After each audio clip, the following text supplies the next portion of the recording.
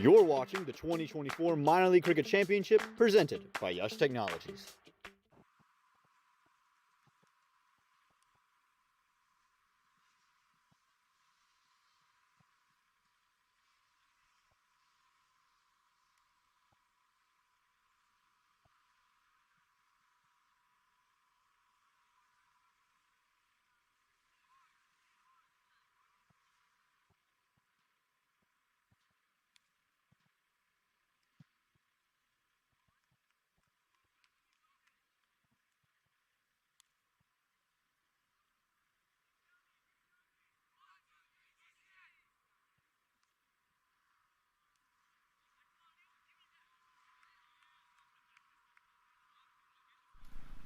Ladies and gentlemen, hello and welcome to the 2024 Minor League Cricket Championship presented by Yash Technologies. I'm Aman Patel. I'm joined by Faisal Shah. We're here at the beautiful Buttermere Cricket Complex out in just outside of Atlanta, Georgia. Faisal, we're in your neck of the woods right now, and we're seeing a clash here, a Southern Division clash between the Atlanta Lightning and the Morrisville Raptors. The Raptors won the toss. They've elected to have a bowl first. But first off, how are you doing today, my man? Very good, Aman. Thank you very much, and a warm welcome to all our viewers. Another exciting season of minor league cricket upon us, and we look forward to some exciting action. This is a beautiful facility here in Rydell, just about an hour from Metro Atlanta, and this has come on leaps and bounds in the last couple of years since it was inaugurated. So looking forward to it also, and the action is going to be intense as it always is. Aman, a lot to play for all these boys. Yeah, not as many games this season, so every game is just that much more important. And we get to see a lot of new faces for both of these teams. We start with the Atlanta Lightning. On your screen, it's a familiar one. It's Mark Parchment opening the batting, but he'll have a new opening partner this season. It's not going to be Unmukt Chand. He's since moved on. It's going to be Soeb Thai, their wild card, who they've brought in. Played in India, and he's got a high resume. And on your screen now you see a new addition for the Morrisville Raptors, probably their biggest signing in Raj Anand, the major leaguer. He comes in, moves from the east, comes down south, and they're going to open with his left arm spin to start to Mark Parchment. And having had a close look at the pitch, it'll be really exciting, and it's not a surprise that the spinner is about to start the proceedings. Probably we'll have to see a lot of spin during the day, and a lot of cutters as well if any seamers are operating, because the pitch looked slightly abrasive, very dry. It's been very hot recently, and that is the continuing trend today, although is nice breeze, a little bit of cloud around, and all in readiness. One slip in place, and let's get the ball rolling.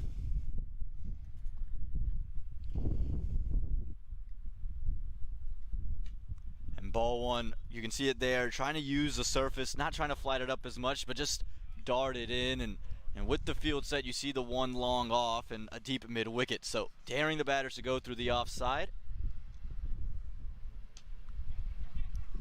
And the first runs on the board for the Atlanta Lightning. A quick single taken, and the first one's come up. Couldn't time it properly, and like I said, this is the sign of things to come here on this surface. Be a tough day for the batters. They will really have to work hard for their runs, and all of a sudden, having looked at the pitch and the first few deliveries, you already start to think what could be a good total here. What do you reckon, Aman? Yeah, we had that look at the surface, and I think 130 is very defendable. I know you want, in the modern day T20 game, you want to be plus 160, but with this surface, if you can just keep your wickets in hand, you might keep yourself going. This one pushed into the leg side, and the first runs on the board in minor league cricket for Soeb Thai. Slightly short once again. Again, like Aman said, into the pitch. That looks like the strategy here at the moment. But yeah, batters will have to work hard, and if they realize very early on what the target should be, I think that should make their job easy. This one pushed through the offside. It'll go through point, thickish outfield, won't run all the way, and they'll come back for two. But I like this approach from Mark Parchment. Oftentimes we see him try to hit the ball down the ground very early and go at one gear. I think he's read the conditions, and instead he's just going to push into the offside and look to just run these out. And like you said, knowing what he wants is that total. Yeah, that's clever from Parchment. Parchment is a very good player, very much underrated. because every time he scores runs, I mean, this is an absolute treat to watch because he's a very good looking player to watch, and showing that side of him that he knows the conditions. He's probably assessed it already. The outfield also underfoot is very soft as we walk down just before the start of the game, so it won't be running very fast, so you have to run your runs here at the Paramveer Sports Complex.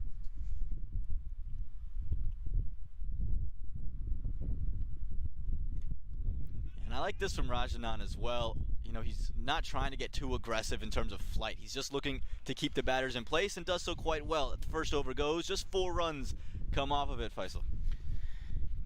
A good start there for the Raptors. Once again, like we talk about the batters, if they're thinking what's a good score, the bowling side also needs to assess really quickly that what is a good over, how many per over is a good over, because at the end of the day when they're chasing, we saw that in World Cup in old New York, you know, every time a team came off of their bowling innings, they thought they'd done a good job, but then scores like 120 was enough between that massive game, Pakistan versus India.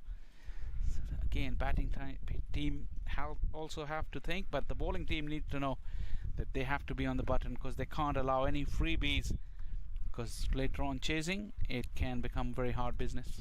Yeah, absolutely. And we saw wickets in hand be really important in New York in the World Cup, and I think it's very similar down here as well, and not dissimilar to last season. On surfaces, you know, wherever you went in the South, maybe a little bit under par in terms of a batting surface. There's something there for the bowlers, so the batters had to be more careful, had to keep themselves working, and you know, I think these two have kind of said that straight away. It looks like we're going to see a brand new man in for the Morrisville Raptors. Another one of their new additions. It's Keon Joseph, I believe, who's got the ball in his hand.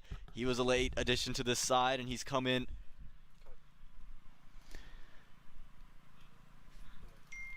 Excuse me, it's going to be Christopher Barnwell coming in with ball in hand. We'll have to wait to see Keon Joseph, but Barnwell, again, another one of those new additions. The Raptors full of them, and he'll get his first ball here for the Raptors. Strays down the leg side, and it'll be an extra. Very, very handy cricketer, Christopher Barnwell. Very good with bat and ball, and also under pressure. He's led teams in minor league previously. He's not leading this side, but he's a leader on the field, I can tell you that. And if situations get tough, Barnwell's experience will come handy. Went for the Yorker there straight away. And you talk about the experience. I think a lot of people would remember him for what he does with the bat. Remember, he had that century in Church Street Park and really was explosive. But with the ball, he bowls of the economy under 7, you know, wickets above 20 in just 30 matches. So he's someone who's, like you said, very handy. And for Trevon Griffith, the captain, his first year as captain of this side, just great to have this much experience on a team. Nudged into the leg side. Just side for the single. You mentioned his century, but in that season there was a playoff series best of 3 between Atlanta Fire and New York Titans, where Barnwell was playing for that side, and over 3 games the difference between 2 teams was 1 run, and Titans qualified from that group. That was very, very tight. And Barnwell, like I said, in those pressure cooker situations, you could tell his body language. He had complete control of what he wants to do, and he was leading the charges. And like I said, he's not officially a captain, but already you can see him moving his field around. He knows exactly what he's doing. Just a slight change in angles though, not massive field change. Yeah, this time wide down the offside, but like you mentioned, he's just always trying to manipulate the field, and I think it gives Trevon Griffith just an opportunity to just kind of sit back and let the game come to him, not have to worry too much about being a captain. That's always an adjustment. And you remember in that first season you mentioned, it was Trevon Griffith who played under Christopher Barnwell for that Titans team. So these two have a great relationship and connection, understanding what each other want to do. Big flash, a cry of catch it from Barnwell. Was that a chance? That went down. Doesn't seem like the infield really reacted to it, but very nearly. I think byes were just signaled by the umpire as well. Extra bounce as well. You see, he hasn't got much of a run up, but those big shoulders really putting him into work, and that really flew. That's the nature of the wicket. You expect 2 bounce, double paced, and slightly invariable in bounce. That will make Barnwell a very difficult customer to handle. Just like that. This one dies on the wicketkeeper there, and again, you showed it right here. Just that little change of the wrist position and just rolling his fingers down the ball. This is how handy Christopher Barnwell is. Even with the new ball, understanding it's not going to swing a whole lot, he's throwing off the variations early. And also keeping the batters guessing. Everything's different. The batters just cannot line him up. This is excellent stuff from Barnwell. Trying to use his feet, Soeb, and again, so often in T20 cricket, it's all about your strike rate. It's all about trying to score runs in the power play. And you can see he's just starting to get a little bit frustrated now. His fifth delivery, he's only scored 2 runs, but I think that the wickets are more valuable than the boundaries right now, Faisal. Exactly that, but that's the nature of the mindset of the batters these days. A couple of dot balls, quiet deliveries, couldn't put bat to ball. All of a sudden, he gave the charge. Some back of a length, still unable to get it, and he'll retain the strike into the next over. A good one from Barnwell, just a couple of extras and just 2 runs off the bat. He'll be 9 without loss after 2. Excellent over from Barnwell, barring those 2 wides. Every run will be crucial here. Very, very important. So, experience of Parchment. Both the batters in the middle having a little chat. Parchment will have to bring that experience and guide the youngster through here, because he felt edgy after a couple of dot balls. Once again, if you try to force the ball on this pitch, that's probably not going to work out. So first over, the way they play, just time the ball into the gaps and run hard. Probably for now, at least, until the batters really get their eye in. That should be the order of the day. Yeah, and Rajanan coming back in. 2 overs in the power play for Raj, and again, on this surface it makes sense, but this is a Raptors team that's lost Dane Pete, probably the best bowler from last season. So to get someone like Rajanan in, it just makes it seem like a like-for-like trade. One spinning in, one for spinning away, but a spinner that you can go to in any situation, it's a treat to have. Absolutely, and you just mentioned Dane Pete, and he's gone to bigger and better heights playing Test cricket. It's in the air, and he'll drop down safe. Once again, no timing there. Yeah, talking of Dane Pete, he's representing South Africa. He was playing minor league here last year. A lot of the players that were playing minor league are in CPL. That's the kind of platform this is. That's the kind of competition it has become. Very high standard. And if you do perform here, you definitely do get noticed.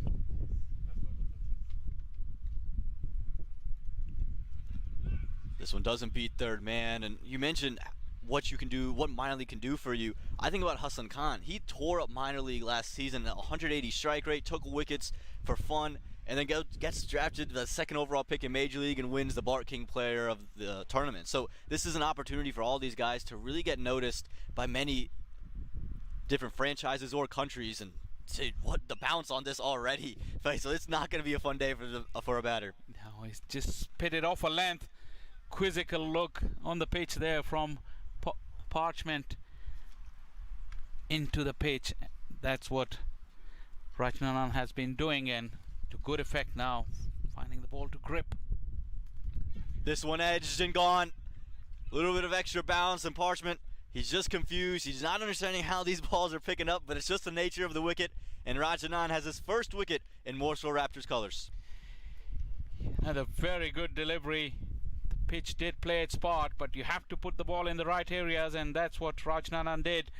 Parchment, normally a very free-flowing batter, probably the conditions not to his liking, walks back for a quiet opening of the season for him. Gone for 3. Atlanta Lightning 10 for 1.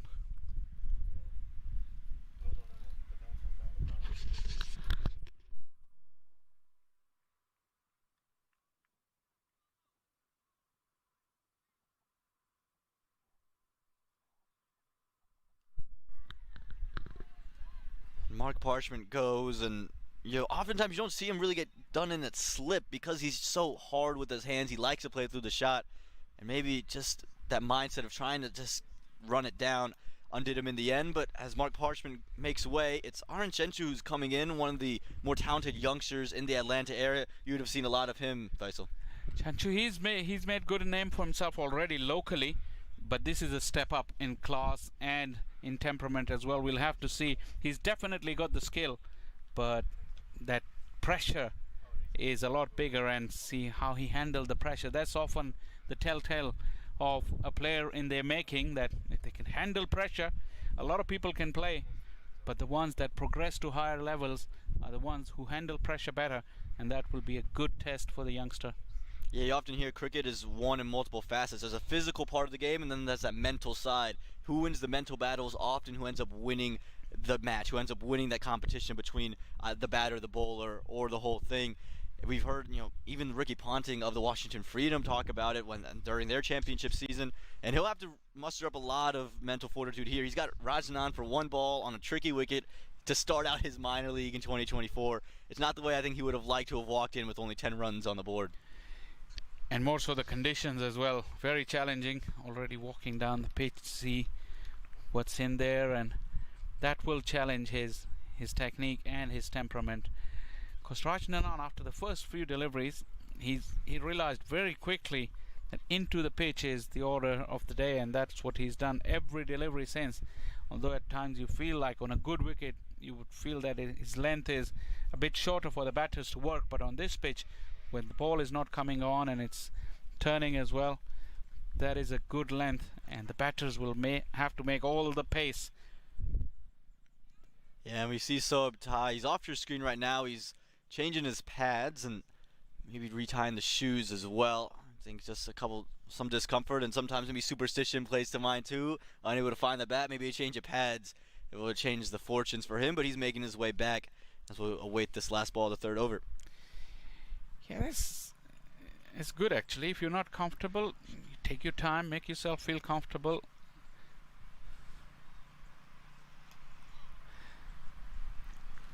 And that'll close things out in this over. Well watched there for the first ball, and a wicket in the over for the Morrisville Raptors. They're happy with what's happened after 3. It's 10 for 1.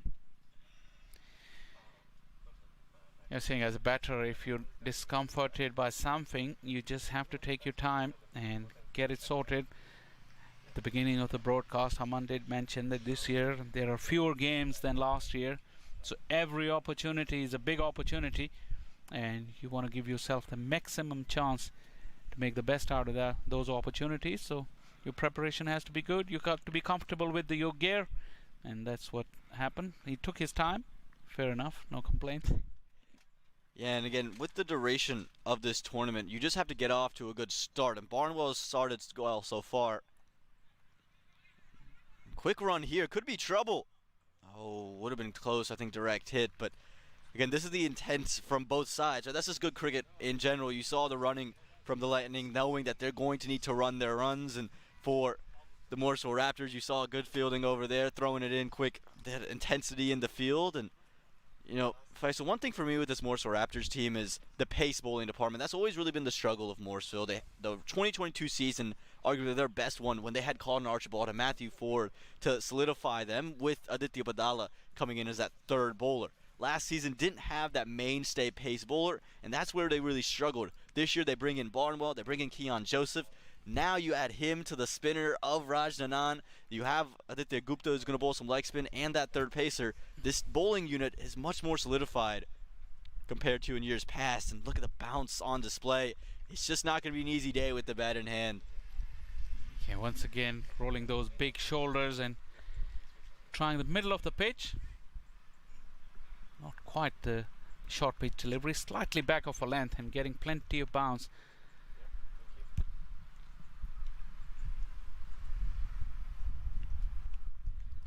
Quick single again, and it's good batting really in the end. There's not a lot more that Aryan Chenshu could really do with that. He hits his pad in frustration, but I'm not sure what else he wanted to do with that delivery, Faisal. Well, that was a perfect stroke, just soft hands, playing it close to the body, drop and run.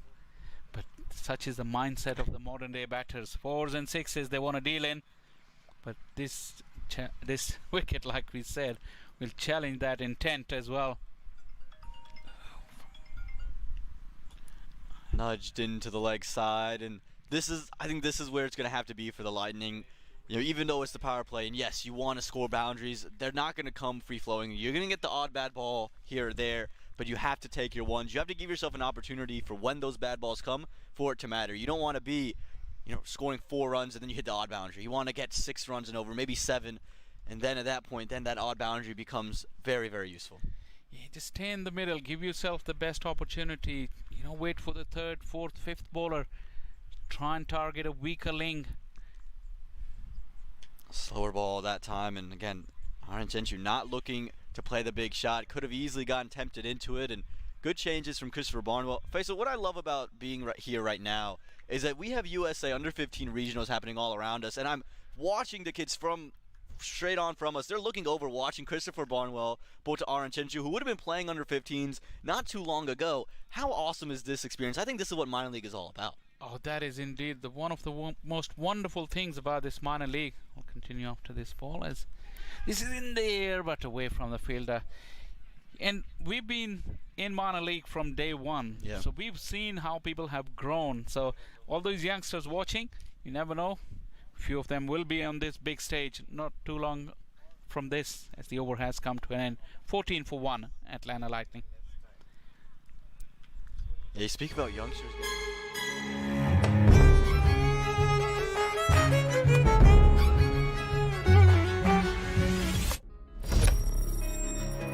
Even the best in the business needs a strategic partner to help them win. Yash Technologies, more than what you think. For MI New York, if that switch hit comes off, the game goes in their favor, and it could be a whole nother story. But I love seeing that. A third consecutive over, though, for Raj Nanan, who featured in Major League as well. Looking for that pull shot. It's one of his shots that he really loves. He loves to hop onto that back foot. But on this surface, against Raj Nanan, it's a little bit tougher of a task. Yeah, he's short in stature, so probably low center of gravity. This would be one of his strokes. Probably he'll feel he's missed out on it. Getting onto the back foot, and could be room for trouble. Maybe trying to get onto the back foot. Might be better off trying to play it on your front with the way the wicket is turning. We've already seen him be cramped for room twice. Probably Raj Nanan is setting him up. That was outside the off stump, so he could afford to go on the back foot.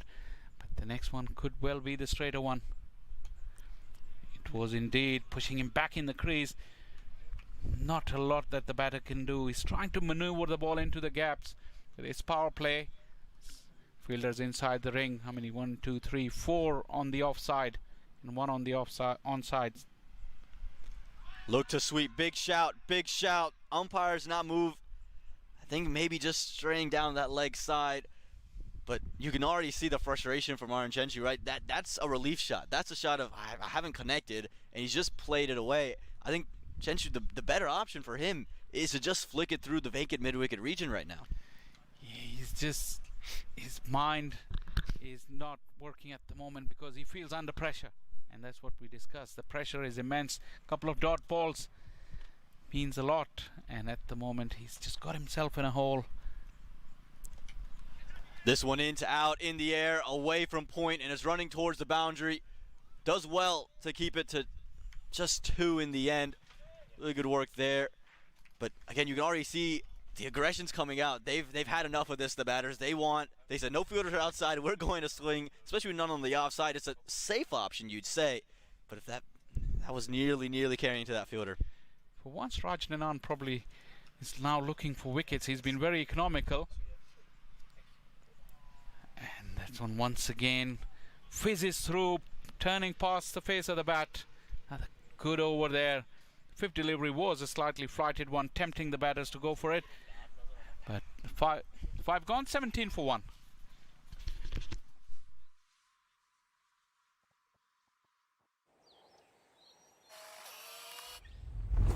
It's an impossible shot.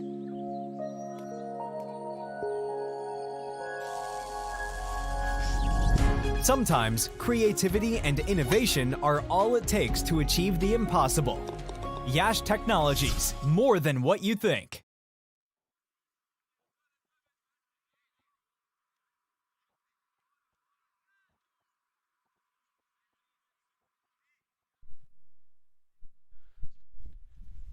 Aditya Padala will take up the attack from the combox end. Familiar name with Morrisville cricket, and he has been part of the Morrisville sides throughout this minor league for its first few years. Very talented youngster, very capable. What has he been up to Aman, in the off-season, gearing up for this? Yeah, if you follow him on social media, he's made a name for himself as a bowler. But on social media, he's posting his batting highlights. He wants you to know that he can bat and bat with the best of them, and he's scoring centuries, and I think he's trying to get Trevin Griffith to boost his name up in that batting order. But this is a surface made for Aditya Badala. Look for the cutters, look for the slower ones straight off the bat. Down on one knee. Fielder's back paddling, but it will go over his head. First maximum of the season in Chechnya, where the pressure was building. He felt the need to have a big release shot, and he was able to do that. Yeah, I think the length for me from Aditya Badala just too full on that occasion. Right idea, he did roll his fingers on it, but that length is too easy for Arun Chenchuri on any surface, especially this one. It brings up that first maximum, the first boundary, and maybe some relief for the batter. Nice dab. One thing here at the Paramveer Sports Complex, fielders will enjoy fielding on this beautiful outfield. They won't mind throwing themselves around. Yeah, grass is beautiful. It's really come alive since last season. Last season, you know, a lot more sand and dirt on the ground. Now it's really blossomed, and they've groomed it nicely, and it's a beautiful facility, beautiful outfield, and privileged to be here in Redall, Georgia. Once again, looking to force the issue. That's probably better length there from Padala. First few deliveries were pitched up in the arc of the batter. This time just pulled his length slightly. Yeah, I like to see this from the batters now. They see that gap, and they've just started to attack it. They've each decided that they're not going to try to force it. They've seen the length, they've picked it, and they've just dabbed it around for a couple. That's clever once again. Good use of the wrist. Hitting the ball in empty spaces, another single. This has been a good over so far for the Lightning. And this is now where my question comes from the Morrisville Raptors. You used 3 of Rajanan early, and you're hoping for a second wicket. You didn't get it. Now where do you go? You only have 1 over of him left. You do have 2 more of Barnwell, but how do you find, you know, those overs, those key overs and key moments? Rajanan is your strike bowler. You've used 3 of them straight off the bat. Yeah, that must have been a tricky call for the skipper. But the way he was bowling, I think sometimes skipper, they make the feeling, the gut feeling is that just let's go with the flow. But then, like you rightly said, this one is struck firmly, beautifully fielded. That is superb. We had an excellent view because it happened right in front of us. And he stayed low, dived to save that boundary. Single to finish off the over, 10 off, 26 for 1 Lightning.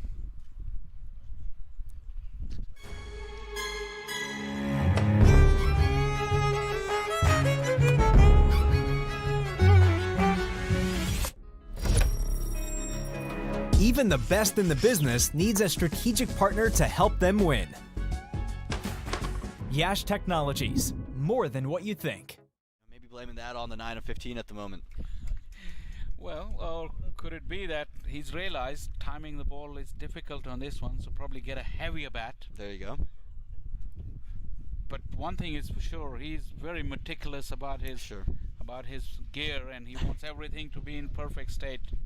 And it's not unlike a lot of cricketers too. It's not just a Sohaib Ty thing. You think about Major League Cricket. Steve Smith is notorious. They're gotta have the right pads, have the right gloves. They have to be lined up a certain way. He'll spend hours removing the little thumb guard out of his gloves and putting new ones in. So this is a thing that all cricketers do, and you know, it's one of the things that makes the game so fascinating. There's certain patterns and superstitions we all get ourselves into to try to perform at our very best. He's got himself a good start because he's been there throughout the power play. Just 9, but trust me, runs are at a premium here at Paramveer Sports Complex. Be important to see now that having spent that power play, and now that the field is spread out, he will have more opportunities to maneuver the ball into the gaps without looking for big hits. Running has to be very, very quick here. That's their opportunity to gather quick runs and force the bowler to make errors and bowl loose deliveries. And it's Keon Joseph coming in with the ball in hand. He's made the move from the east with Philly last season. Didn't really get a lot of opportunities to bowl in his matches, but he's very handy, very key. I think he's also played in the DC area as well, so he's someone that they're going to look at. A lot of experience as well. See what he has to offer. False start to begin with. Keon Joseph. And to me, this is the big test for the Morrisville Raptors. You had Barnwell. You know what you're getting from him. You know what you're getting from Rajnanan, and Nitya Badala's been the mainstay. Now Keon Joseph, you've identified him as your real number 2 pace bowler. How do you utilize him? How does he look for the side? Yeah, like you were discussing in the previous over, having used Rajnanan for 3 overs, he's left himself slightly short on options, and that's why whatever options he's got now, he has to be very meticulous. Another false start from Joseph. Yeah, and if, taking that walk out there is a slight uphill nature about this surface. Right when you're jumping, there's a little bump, and I think that might be what's throwing him for a loop at the moment. We're going to hope the 3rd time's the charm.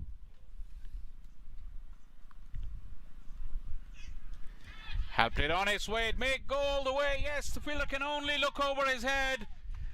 Using the pace very nicely. Just helped it on its way.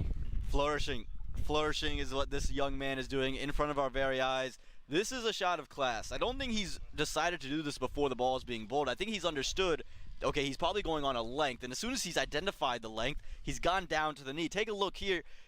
You can just see it. The fine leg is back, and he's decided right there to play that shot. It's because of the length. He understands it and trusts his game so much. That's a risky shot with that kind of a field set. Well done. Extraordinary stroke. And he's shorter in height, so like we mentioned before, very low center of gravity, so that will allow him to play strokes like this.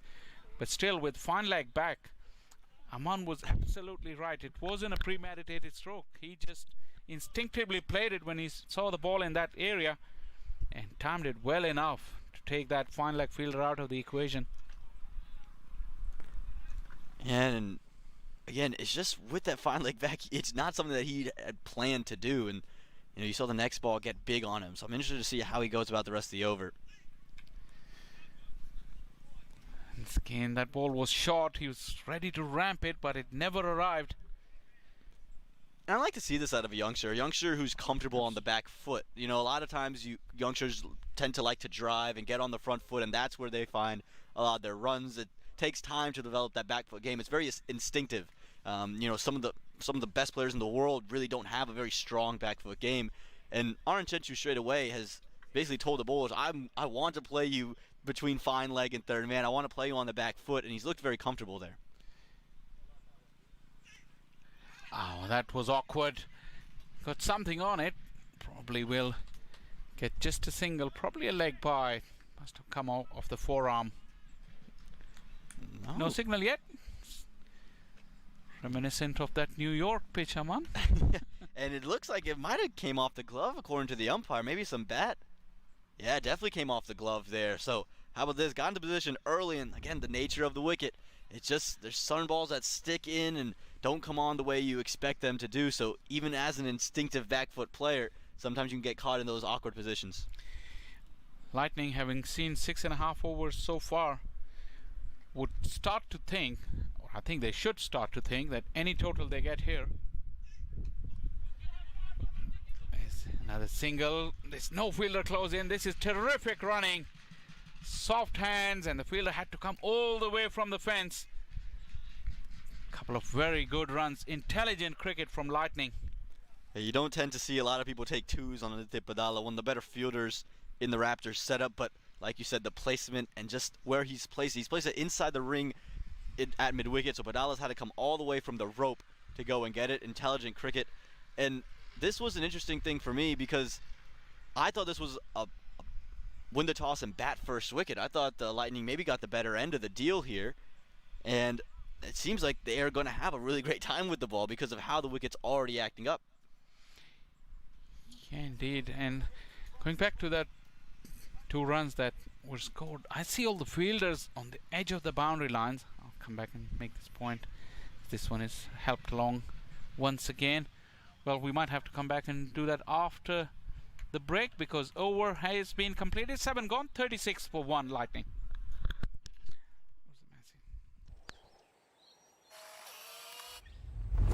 It's an impossible shot.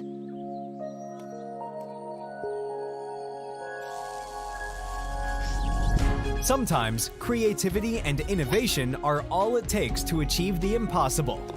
Yash Technologies, more than what you think.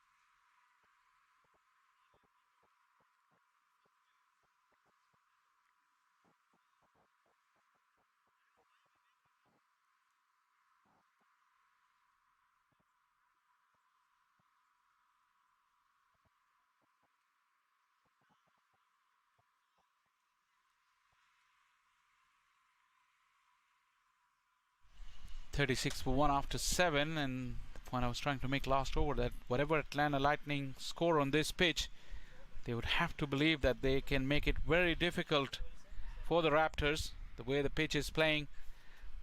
So don't be fooled by the low scores here, because the game's going to be very competitive no matter what.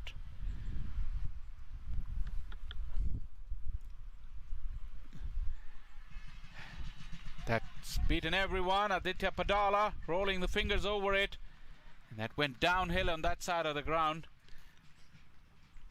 Boys, every run is crucial, and this is a good little partnership developing here. Yeah, absolutely, and not one that I think Sobtai will look back at and say it was his best innings, but he's done enough in terms of running between the wicket, being very present, and it was actually Arun Chenchu who pushed Soab to run those two, and again, very mature from the youngster, understanding the situation in this game, understanding that runs are so valuable that if you have an opportunity to get one off, maybe two, go and do it.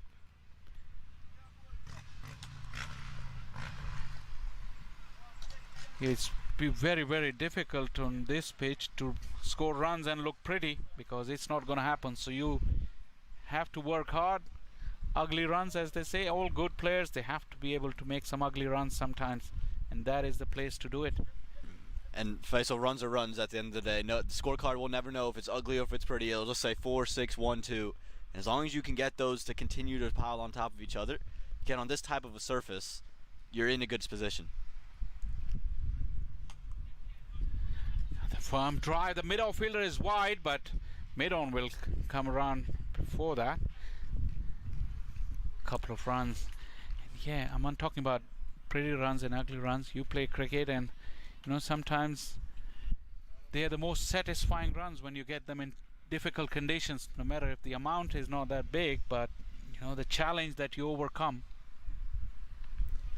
100%, Faisal. I think a lot of this is, I think these people are driven by the opportunity to overcome challenges, overcome big obstacles. I think that whenever we imagine ourselves playing cricket, it's the final over, there's 18 runs and we have to go score, and we want to be in difficult situations, and things like this, situations like this, feel like that. And you can come away having scored maybe 20 runs, but having stuck out there, it would feel more like 100. Aditya Padala probably hasn't found the right line or length. This time the length was okay, but the line was way too outside the off stump, struggling with his rhythm. Yeah, and I think very fortunate on the ball previous to this to not have it go for 4, so it's very straight. It's just that soft nature in the outfield that held it up, but it was timed beautifully and rather uncharacteristic of Aditya Padala. Normally really ready to go from ball 1, always so accurate, just struggling today. Firmly struck, was in the air, but away from the fielder. That is beautifully played. And Sweptai finally finds one in the middle of the bat. Yeah, he'll like that. I think the new bats helped him with this one also, and for me it's just the width on this one. The length was all right. I think that's a decent length to be at, but just a touch too wide. And yes, it was in the air for a moment, and a couple of feet to the left would have been risky business, but that width, I think, is just far too easy on this type of surface. If you attack the stumps, make the batters pay. It's better now. No width on that occasion. Probably Aditya Padala is used to bowling on good pitches where defensive bowling, that kind of land length would be better. But here, runs at a premium. He's gone for plenty in this over. 8 gone, 47 for 1.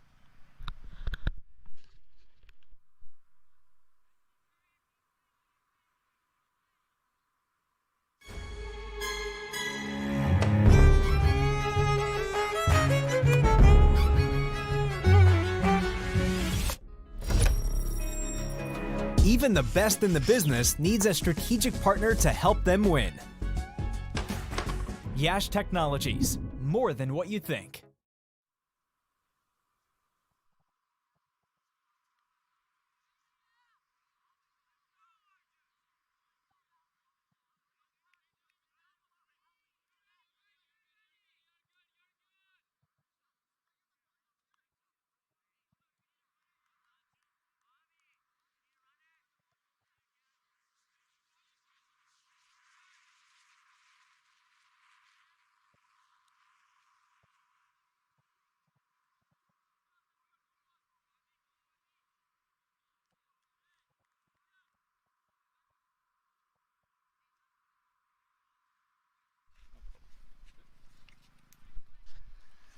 We've already seen that spin can be a difficult proposition on this pitch. Got the wrist spin now of Gupta. Beautifully bowled. Superb bit of flight and dip.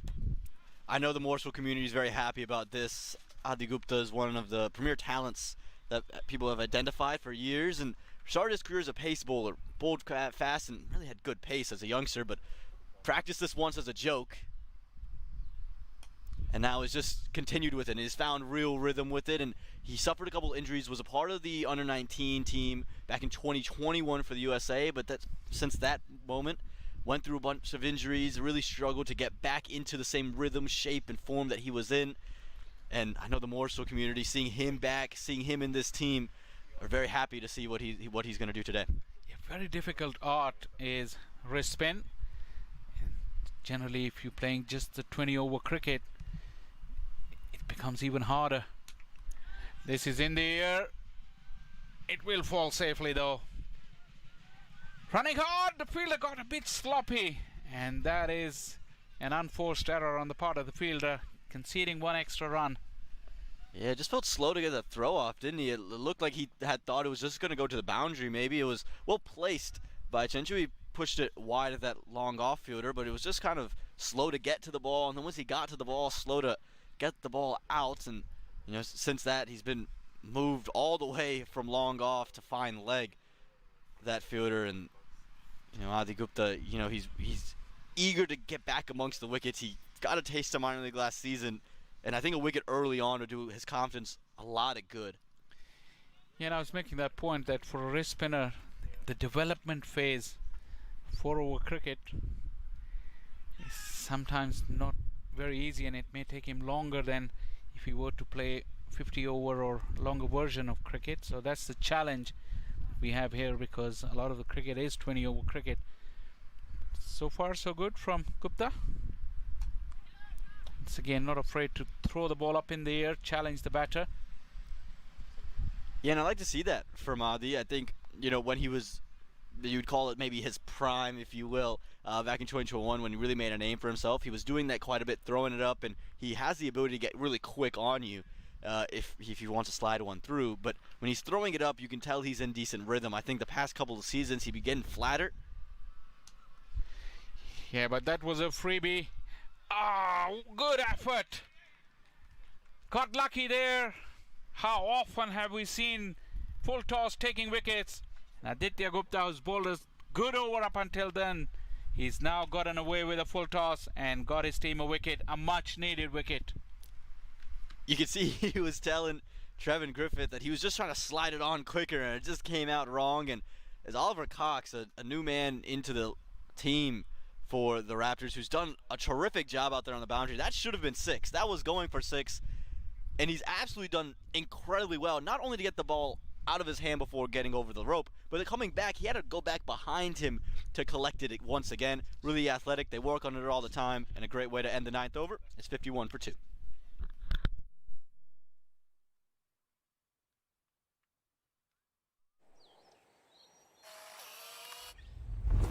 It's an impossible shot.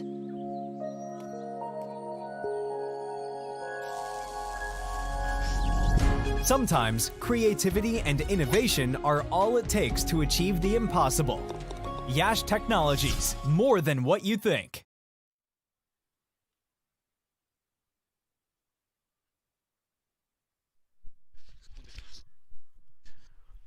$51 for 2, Atlanta Lightning.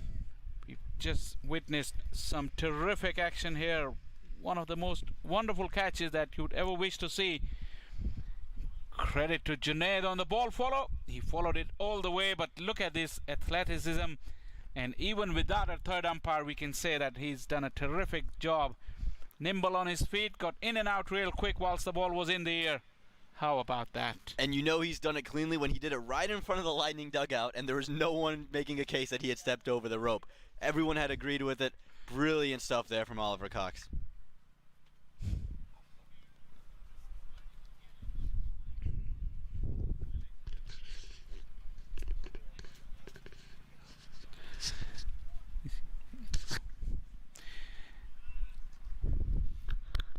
Some more spin.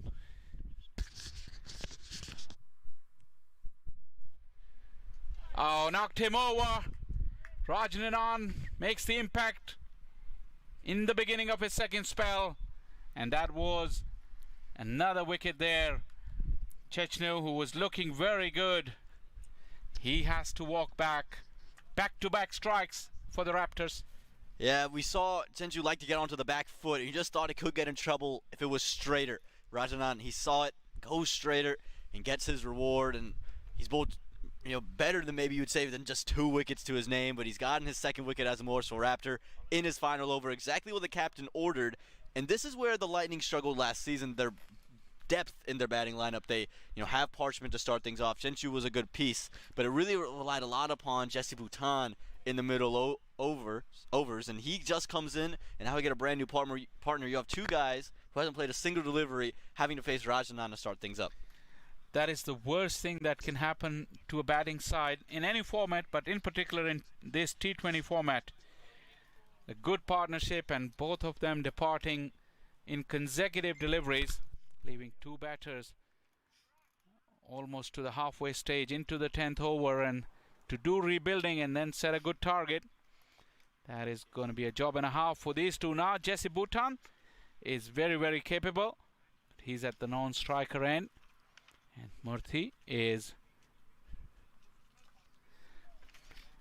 taking strike. This was a very interesting call from the skipper as well, as he goes past the bat again to bring their best bowler and finish his spell before the halfway stage. But how beautifully Rajanan responded. Yeah, and you tend to want to stack wickets on top of each other. They got that wicket, and I think Trevin Griffith, aggressive captain as it is, brought in 2 slips as well because he wants to go in for the kill. He's seen Murthy already get onto the back foot on a delivery that was really pitched up, maybe one of the more fuller deliveries you've seen from Rajanan. He's looking to get aggressive, looking for the kill, looking for a third. Aggressive field sets, once again goes past the outside edge. From ball 1, the best thing about Rajanan is that he really understood the conditions, and it didn't waste no time at all to find what is the right line and length on this pitch, and also the pace. He's really firing him into the pitch. Yeah, that one was slower. Commentator's curse.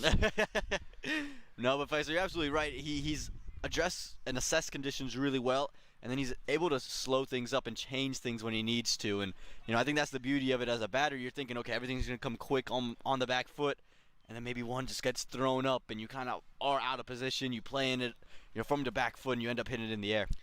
Could also be that he's coming to the end of his spell. Just 2 wickets. He's bowled better than that. And I've known a lot of bowlers who get greedy and said, let's just buy one. I've done my work for today. I need to have some more wickets against my name. That one was just a little too full. Pretty sure he's going to go back to his usual fireman into the pitch within the stumps.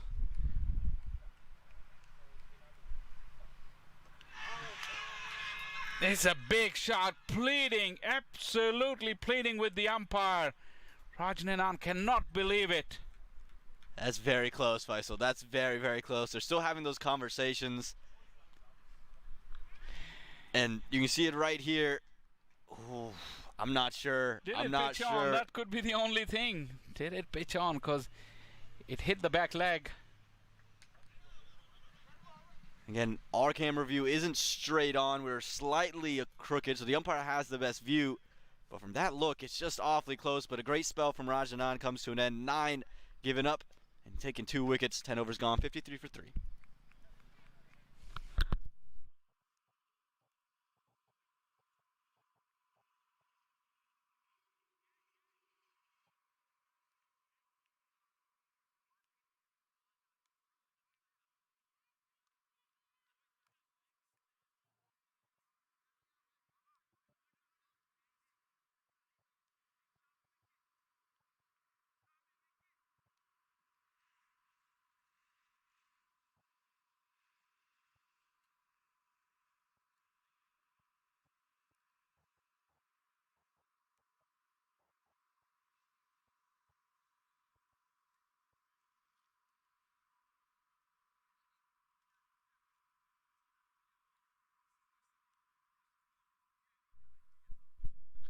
Well, Rajnanan closes his 4 overs, and it'll bring out new spin. Aditya Gupta will continue. He got a wicket in his last over, maybe off his worst delivery of the over. But now he's got a taller task. It's Jesse Bhutan, who comes in with so much experience. He's a really great player, that sweep shot. He tried to do it against Raj. How does Adi deal? Allow Aditya time, those 2 wickets, to just settle into his spell. Generally bowled a good first over. That full toss, he got lucky with that. That was a googly, it looked like that. It came back, shaping up to cut was Jesse Bhutan. Yeah, and again, he's got the variations. It's not a thing that you have to worry about with Adi Gupta. He's someone who has a lot of the skill. It's just about staying healthy. Again, didn't pick it.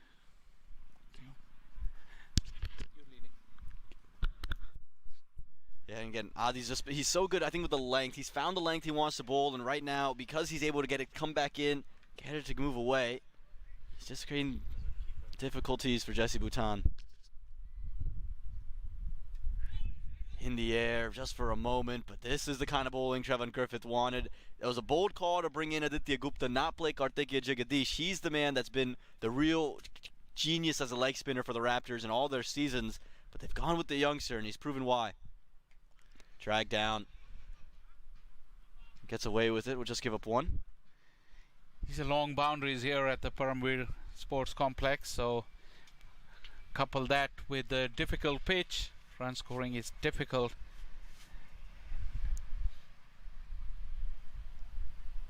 Just the 1 of the over so far. So far so good for Gupta. Again, good length on that. They want to push for 2, and they'll come back quite comfortably in the end. A good over comes to an end for the Morrisville Raptors. Just 3 coming from it. It's 56 for 3.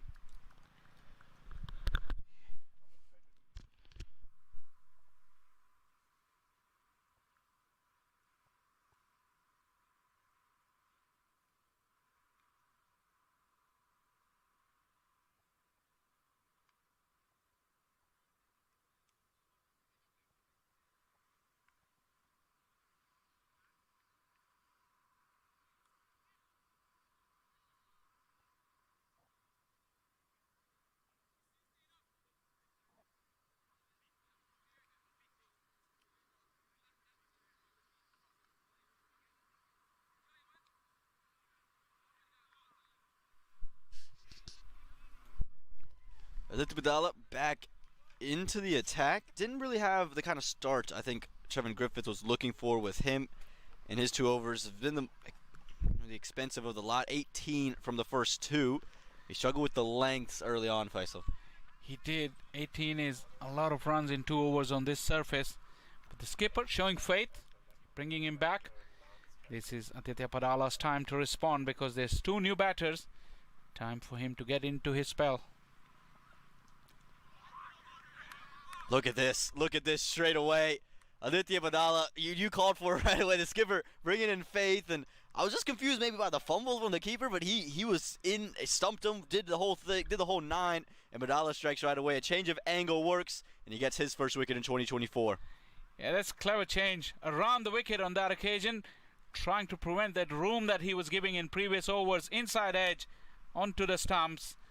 Once again, wicket playing its part in that, but Padala has to be applauded because he's made a strong comeback, and the wickets continue to tumble for Lightning. 56 for 4 now. Yeah, really good from Padala, and Jesse Bhutan as well. That's the big man. He's been the real glue in that middle order for the Lightning. So for Padala to get him undone, and it's another case of getting onto the back foot and just the ball not bouncing the way you expected it to, Faisal. Yeah, exactly, and a big wicket in the context because we know that it's going to be a low-scoring match, and a couple of big hits from Jesse Bhutan, who we all know that he's so very capable, could have been very crucial and pivotal in the outcome of the game because the runs are such a premium. So that is even bigger blow there for Lightning, and a bigger reward actually for the skipper who's shown trust in Padala, and Padala responding. So now I think the game is on a knife edge. And on a knife edge as the captain comes in, Sunny Patel. He's got Usha on his back. That's his mother's name. If you follow him on Instagram, his handle is Son of Usha Patel, and very loving of his mother and has that kind of care in his heart. But he'll have to take care of his wicket right now.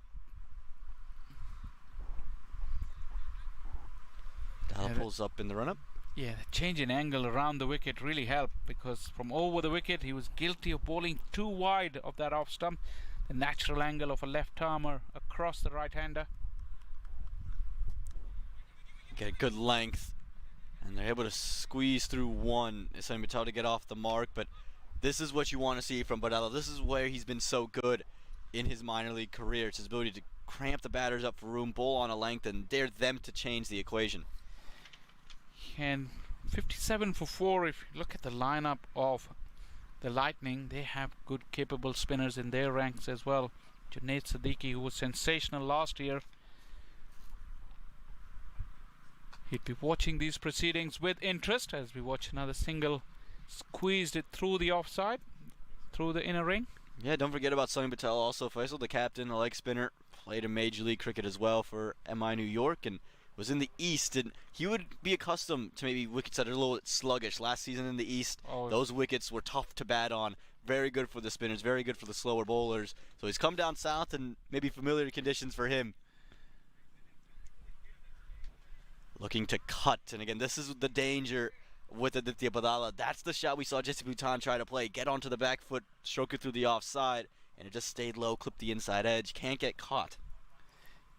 Yeah, he's found his mojo bowling around the wicket, that's for sure. Just 2 runs off the over so far, and a very important wicket.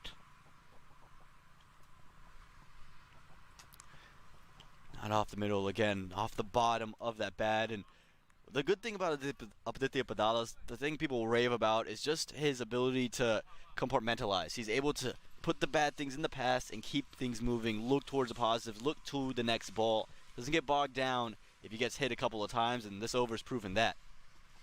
Slower one to close out. A great 12th over for the Morrisville Raptors. We keep saying great over for the Raptors, and they're starting to stack it. It's 58 for 4.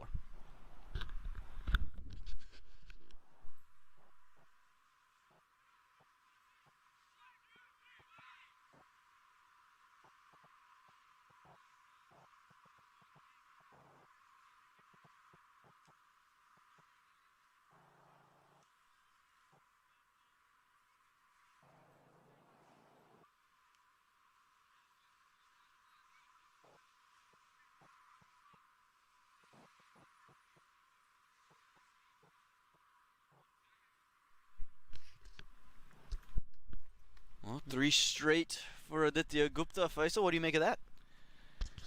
Yeah, I wouldn't mind that actually. As a leg spinner, he's in the groove, so just go with the flow. Running to the offside, and like you mentioned, the flow has been you can't score off Adi Gupta because he's found his length and he's getting significant turn on this wicket.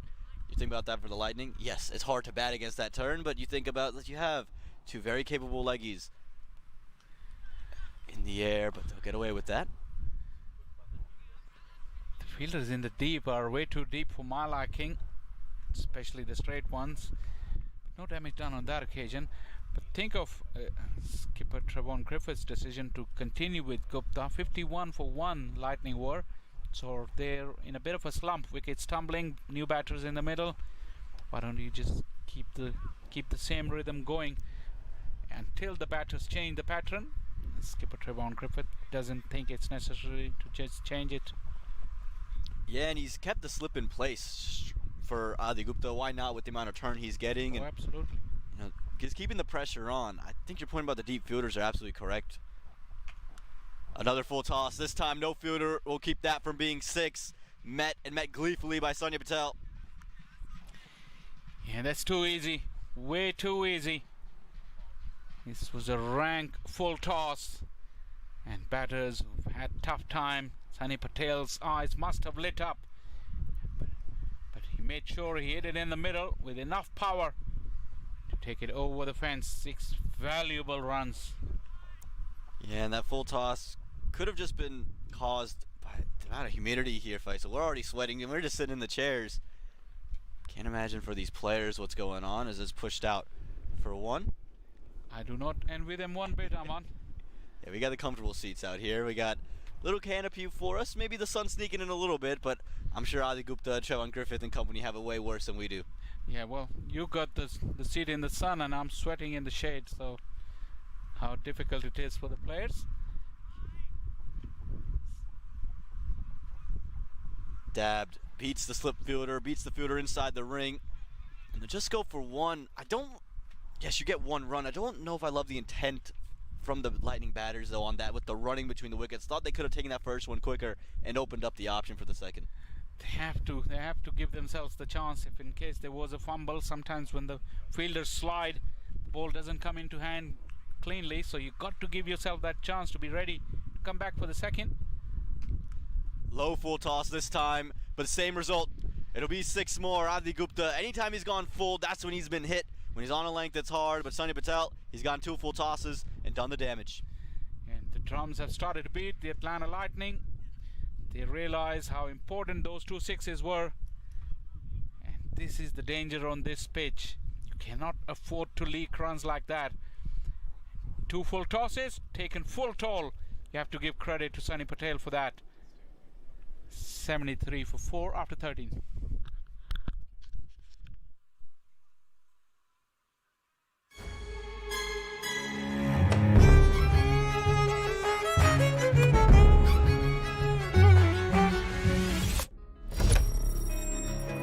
Even the best in the business needs a strategic partner to help them win.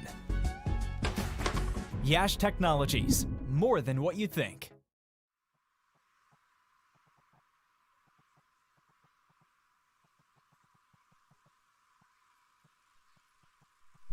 Aditya Badala back in for his 4th over. On the money straight away, and again, this is what you like to see. The rebirth, really, since coming around the wicket, is just, he's rooted in so many rewards. Talking about the rebirth, the Atlanta Lightning innings has gathered that momentum once again, which they had for the 2nd wicket partnership. They would love to capitalize on that and continue it till the end of the innings. Good running this from the Lightning. They got it between points, and again, I would still like to see a little bit more intent. Absolutely. I think there's an opportunity to get 2. I'm not saying every chance in the gap is 2 runs, but you just have to give yourself an opportunity to do it, and that's way when you get those 6s, now you can, it just feels like there's more meat behind them. Absolutely, you cannot underestimate the importance of those singles or those hard run 2s, you know, because these runs are crucial, and again, you have to run the first run very, very fast as you can. We're staying just a touch low, rolled the fingers over it, and again, this is the danger. He's angling in, it's towards the stumps. Badala can't believe it hasn't beaten the batter full stop. Yeah, and talking about the running, it, like you rightly said, it doesn't mean that every time you'll be able to come back for the second, but on a ratio out of 10, if you convert 10 out of 10 singles, 3 into 2s, there's 3 extra runs. But you have to give the full effort all the time for all those 10 singles to be able to give yourself a chance to get 3 doubles. In the air, you would say is a drop. It was hit very, very firmly out to the skipper's left. He'll hold himself to that kind of a standard. That is a drop. And again, not a catch for most, but for Trevon Griffith, he'll feel that he's put one down. Oh, he sets himself extremely high standards. I have seen him take some magnificent fielding, the magnificent catches, and also some terrific ground fielding. But he rightly said, yeah, he would think that it's a drop. Slower one dealt with well. And again, just going back to that point about the running, right?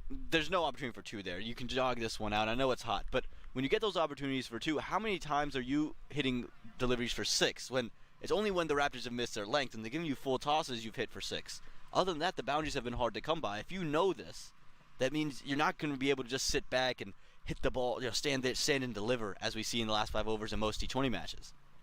It's going to be about running between the wickets. It's going to be about what you can get on the ground. And we'll get back to that point right after the break. 14 gone, 77 for 4.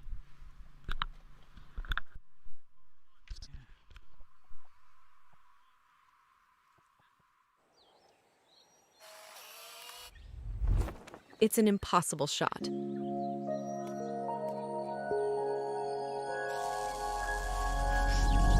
Sometimes creativity and innovation are all it takes to achieve the impossible. Yash Technologies, more than what you think.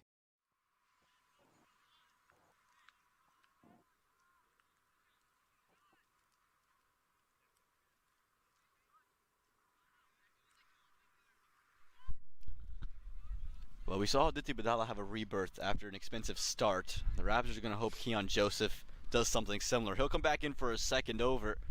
He gave up 10 in his first, and with just the 2 left from Barnwell, now you're really looking at Keon Joseph's overs. Can he find what he wants? Look at that shot there. What our crew has done so well. Gotten here early in the morning, setting this all up, and delivering the pictures on your screen. These clouds, threatening clouds. This breeze has picked up as well in the distance. But yeah, the contest has been absolutely riveting. And this is minor league. It doesn't matter if one team gets on top. There's always the other team fighting back. And then again, the momentum is shifting now towards Lightning. Like I said, they can't afford to lose that momentum again for the second time in the innings.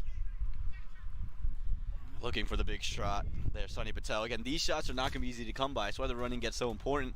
Back to the rain a little bit. There was a 30% chance of rain roughly around 4 o'clock, and we're getting to around that time.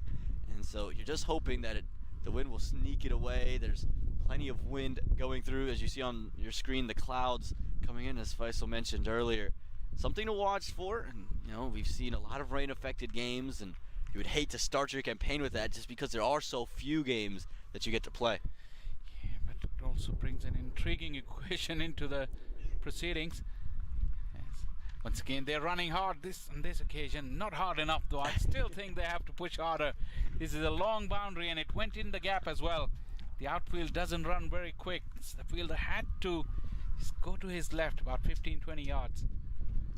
Yeah, and again, I think all this is just to say, because of the fact you're not getting those boundaries with such consistency and ease as maybe you would on a different types of surfaces. If this is Grand Prairie and that goes for 1, it's a different story because we've seen so many 6s just being stood in and delivered on that surface. You can get those, you can make up those runs. Here on this surface, with this type of bowling, hasn't been able to do so. Trickle down to third man, we'll get 1. Yeah, that constitutes into reading the conditions and what's the requirement for the conditions. Like batting and bowling, out cricket is important. The outfielders need to realize where they need to stand to prevent those toes. Similarly, the batters need to know how much weight is on the ball and how long it will take to the fielders on this outfield. And since 6s and 4s are difficult, you have to somehow accommodate for that, and by just running extra hard, accumulate a few more runs if possible. Dug in, and that's the best shot we've seen today. Incredibly well struck, taken out of the ground, out of the fencing around the ground. We said sixes weren't hard to come by. He said, watch me hit one right back. There you go then. I thought it was an easy game to talk and difficult to play, but he's made sure he's telling us, Sunny Patel, it comes easy to him. He's absolutely nailed it. That swivel, and the crack was absolutely phenomenal. You could hear it and know that it was sweetly timed with the wind. With the wind indeed, and I think a big thing about that shot as well, he's taken his steps outside the off stump, and the wind has really just picked up now as well. You can probably hear it through the microphones, and hopefully we don't lose any of these setups or connections, but thank you guys for bearing with us there. But it's blowing in the direction to that shot was played, so now heaves into the leg side. Even if you don't connect them in the middle, Faisal might just get that little easy movement. And you want to talk about strong gusts of wind, our monitor that has the live program feed on this table has just swiveled and turned around on us. We've got to catch that. The cameramen are catching his umbrella. His umbrella's flown away. He's lost his shade. Guys, where else would you rather be than the Butterbeers Cricket Complex? The umpire is catching his hat. It's absolute chaotic scenes here at the Paramveer Sports Complex. But the action goes on. Sunny Patel taking stride. Swipes at it, but just one bounce to the fielder. Cries of catch it, not to be there, but you can see the intent from Sunny. He's not sitting back. He's not worried about taking those ones. He's looking to play those big shots and to close out a windy 15th over, 86 for 4.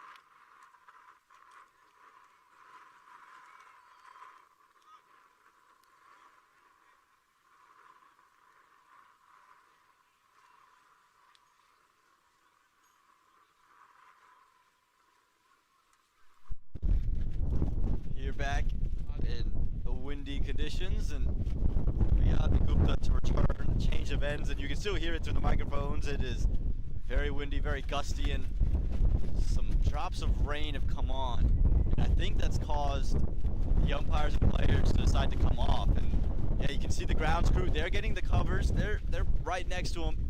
Don't want to see this. Last thing you wanted to see, Faisal. Yeah, I know, but the clouds, you may see sunshine on your screen and you will be wondering that why the umpires are taking the players off, but the ground staff probably did have something to say, because dark clouds coming from behind us. The rain has started to fall already in the bright sunshine here at the Paramveer Sports Complex as the ground crew is getting ready to cover the pitch, and we'll have a slight hold up in play here. Intriguing action and drama, and rain and this gust of wind has added to that drama here. Yeah, we'll have to see what happens with this rain. It seems to be more of a passing shower, but with the clouds, you never know. Again, it is completely to the left of where we're standing. So what you would say to the right of your screen, you would see complete sunshine, and that's where it's coming down. It's raining there, and we might have to step away for a little bit of time here, but please stay with us. Again, we have a slight break with play due to rain, but covers are coming out.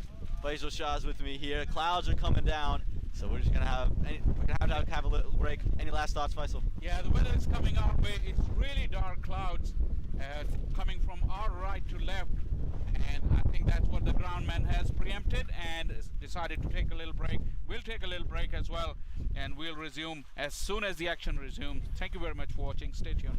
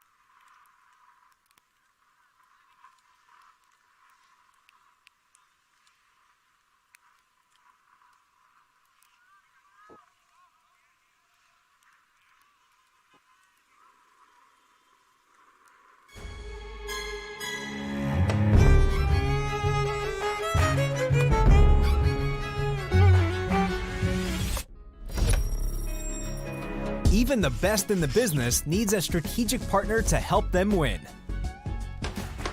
Yash Technologies, more than what you think.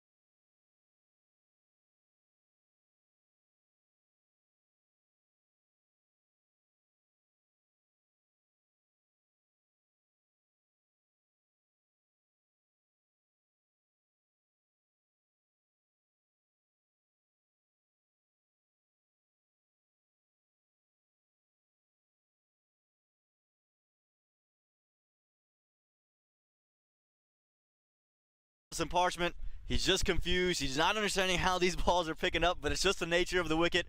And Rajanan has his bat. Down on one knee. Fielder's back paddling, but it will go over his head. First maximum of the season. Helped it on its way. It may go all the way. Yes, the fielder can only look over his head. Using the pace very nicely. Just struggling today. Firmly struck, was in the air, but away from the fielder. That is beautifully played. A couple of seasons, he'd be getting flatter. Yeah, but that was a freebie. Ah, good effort. Got lucky there. How often have we seen full toss? Oh, knocked him over. Rajanan makes the impact in the... It's a big shot, pleading, absolutely pleading with the umpire to get into his spell. Look at this straight away. Aditya Badala, you called for it right away. The skipper bringing in faith, and I was just confused maybe by the fumble from the keeper, but he was in, stumped him, did the whole thing, did the whole 9, and Badala strikes right away. A change of angle works, and he gets his first wicket in 2024. Yeah, that's a clever change around the wicket on that occasion, trying to prevent that room that he was giving. I think your point about the deep fielders are absolutely correct. Another full toss. This time, no fielder will keep that from being 6. Met gleefully by Sonia Patel. Chance to be ready to come back for the second. Low full toss this time, but same result. It'll be 6 more. Adi Gupta, anytime he's gone full, that's when he's been hit. When he's on a length, it's hard, but Sonia Patel dug in, and that's the best shot we've seen today. Incredibly well struck, taken out of the ground, out of the fencing around the ground. We said 6s weren't hard to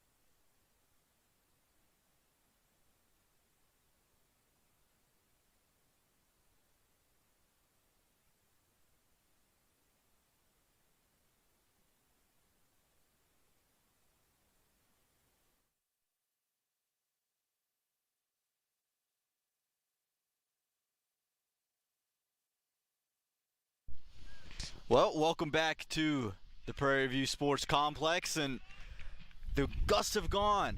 Excuse me, we're at the Buttonvere Sports Complex. It's, you know, I think a thing in minor league cricket, we got all these PVs going on, and just kind of threw me for a loop. But no, the Buttonvere Sports Complex, for sure, here in Rydell, Georgia. And we had to go off because a little bit of rain, some gusts coming in. The stream went down for a little bit, but we're back up, we're back live, and since coming back live, no overs have been lost. I'd like to report that. Adi Gupta, in the first over since we've come back, he's taken 2 wickets, one in the form of Sunny Patel and the other in the form of Junaid Siddiqui. So Leggy getting both of his leggy counterparts gone. Amun Patel joined by Faisal Shah. Faisal back in and straight into the action. Exactly, and it didn't rain as much as it was anticipated. Actually, it barely rained. This one is kept low. Yeah, but that gust was enough to alert everybody that the rain was coming. Luckily, it has missed us so far. It's still pretty dark, though. You could tell by the pictures. It's only, what, 5 o'clock local time, close just after 5. Overdone, 16 gone, 88 for 6.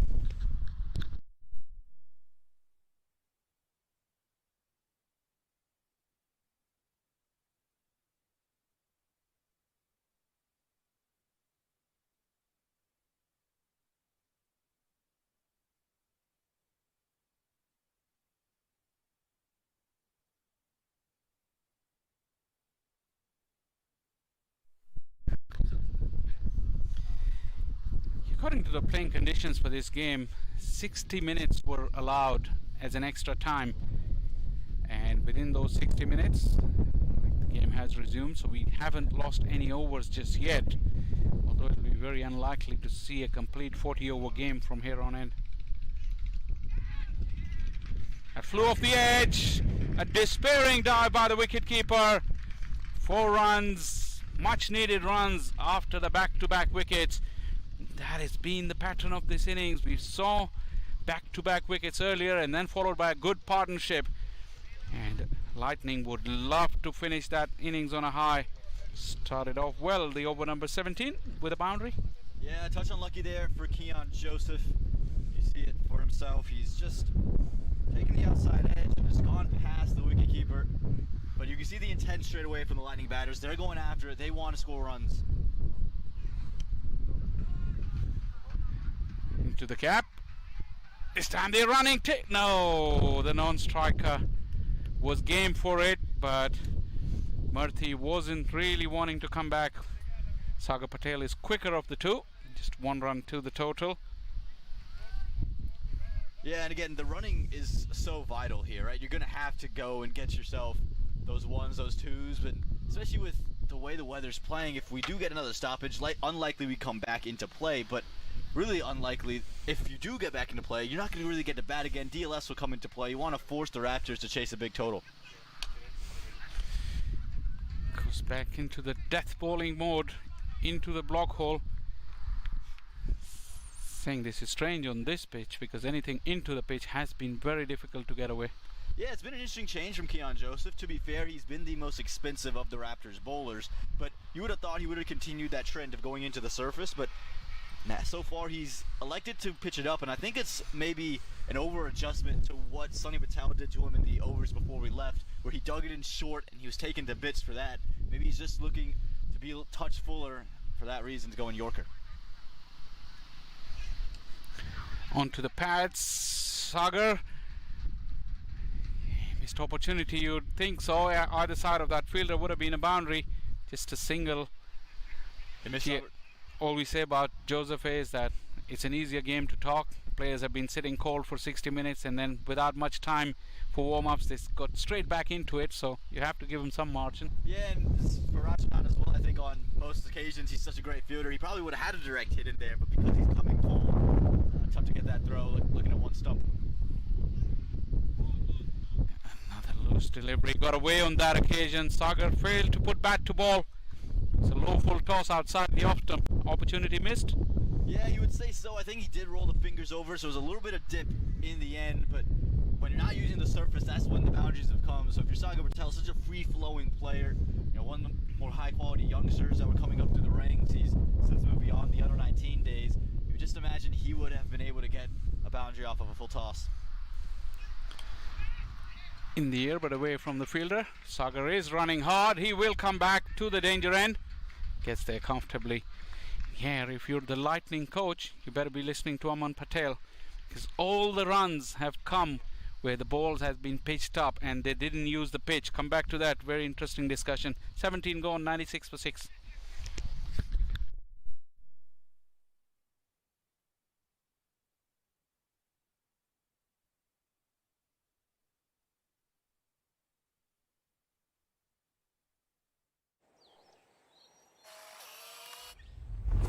It's an impossible shot.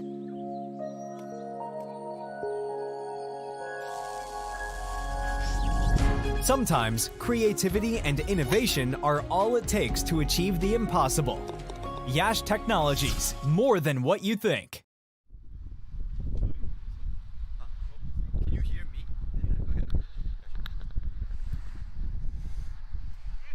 Yeah, and Faisal, we have that conversation about the fact that the runs are coming off the ones and twos, and the boundaries coming off the fuller deliveries. So for me, I think the big thing when I see Christopher Barnwell come back in, what he did really well was use that shoulder, dig into the surface, and once he did that, it was hard really to play. And so now I'm curious to see how he goes about this final stretch, because typically you like to go fuller, but here I think he should continue to use that surface.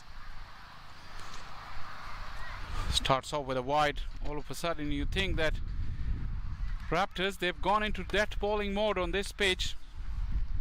I don't know if it's the right strategy or not. We'll find out. We can tell by the field set as well. Third is up in the ring, so is fine leg. Long offer back. 2 straight sweepers. This is within the stumps. Shouting big. The finger's gone up. Sagar Patel cannot believe it. But Barnwell is the man who provides the breakthrough. Once again into the pitch, and Sagar was caught on the crease. That didn't bounce very much.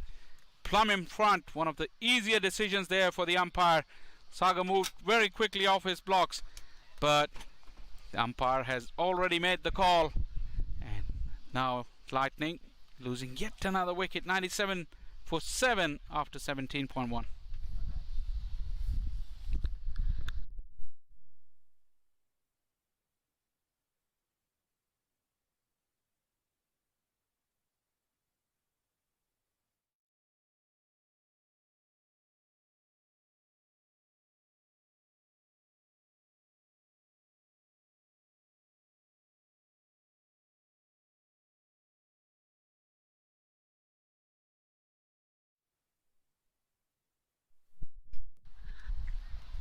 With only 17 deliveries to go, Lightning 97 for 7. McNally is the new man. Yeah. Neve McNally's made a name for himself as someone who can really go and score boundaries. We'll see what he's got. Tends to like the ball fuller, Faisal. And so again, I'm just curious on this type of surface. As long as you don't stray down the leg side, I just don't think there's a reason to have to bowl full. I think your best opportunity to be successful and be economical is to go into the wicket. Use the cutter, choose slower ones.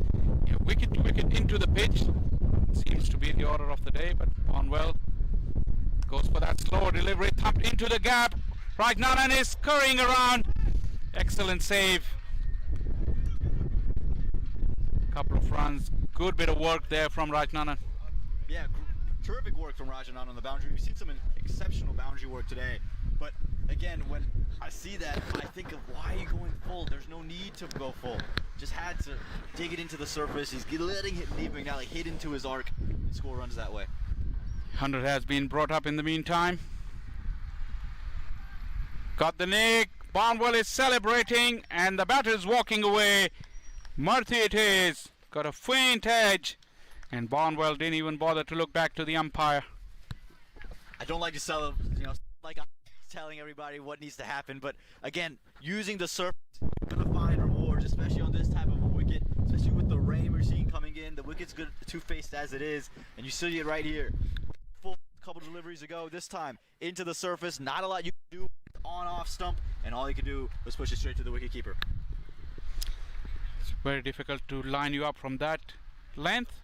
And Barnwell reaps the reward. 100 for 8 Lightning.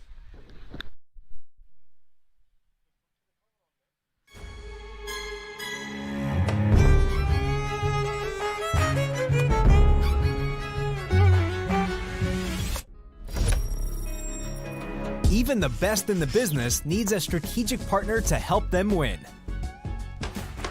Yash Technologies, more than what you think. Oh, what has been given? Barnwell probably playing a trick with the umpire. Umpire Nuruddin isn't going to be fooled by that. Yeah, sometimes you hear that. And I just want to say it right now. Apologies if it is difficult to hear myself or so it's not because of anything that happened with the audio. It's just wind, the gusts that are circling in. That one's gone through the gap. Down the hill. Just enough legs. No, not quite. Despite the fumble. Throw the non-striker and the ball has dropped the ball. It's all happening here. Comedy of errors here at Paramveer Sports Complex. Well, one, we've said it all day, so you have to run hard. And you had one batter looking to run fast, looking to run 3. The other one called ball watching, expecting it to go over the rope. It's a slow outfield. You're not going to get everything to go. And for Barnwell, it just almost felt like he had too much time. He was just in too much of a hurry to get going. Could have taken a beat and then gotten the wickets off. Instead, both survive. Rain has started to fall, but that one's been thumped in the air. Oh, what a catch! Rajnanan, take a ball. That little ripper just in front of our com box. A catch as the falls. What an absolute stunner that is. We talked about the impressive boundary work. I was for certain it was going to clear Rajanan. Instead, jumps up, makes a tremendous grab, and you could hear it through the Nats mics that we have. I came over yelling because this is a catch for Rajanan. He's got 2 wickets with the ball. This is a wicket for him with the grab. Aman was lining up to catch that ball because it was coming our way, but Rajnanan got in the way. We've seen terrific catches. Second one of the day. And Atlanta Lightning, as the rain falls here at Paramveer, are now 104 for 9.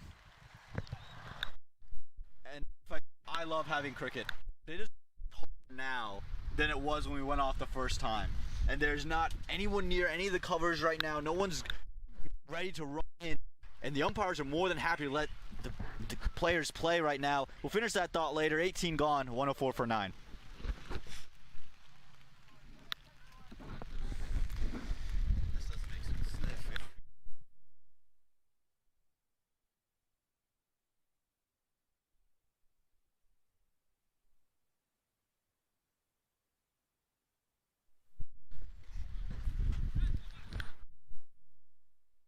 Welcome back to Paramveer Sports Complex. It's been raining as hard as it did, or even not even as before, because this is the hardest rain that's falling. And Aman pointed out before the break, nobody is even anywhere near the covers. Umpires are letting this continue. Another run added into the gap. Crucial runs being added. Yeah, crucial runs, but again, I just want to go back to the rain right now, Faisal. This is just shocking to me. I get it, we want to finish games, we want games to happen during this Labor Day weekend. We're so excited minor league is back, but this is a whole weekend of events that could get canceled because you don't put the tarp on this now. This is the same ground that we're going to use over the next 4 days. And you're sacrificing every wicket right now. You see some activity now as chance at the striker and directed. It's action-packed in the middle, though. There's some action outside as well, as the ground staff has finally gotten around, and the rain is still falling. It's just all happening. The rain's all coming down. Everyone's trying to get out, or everyone's trying to gift lives here. Again, chances of run-outs, tremendous catches, big hits. Something's just kind of flipped a switch here, and it might just come to a close sooner rather than later.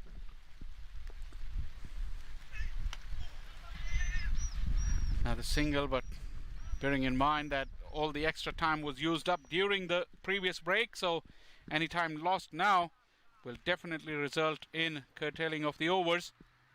Umpire is still letting it continue. 3 deliveries left in the over. Yeah, they might be just trying to finish this over out. The grounds crew are ready. They have it in their hands now, the covers, right at the edge of the boundary. So it just seems like this might be the last over we get in today's play.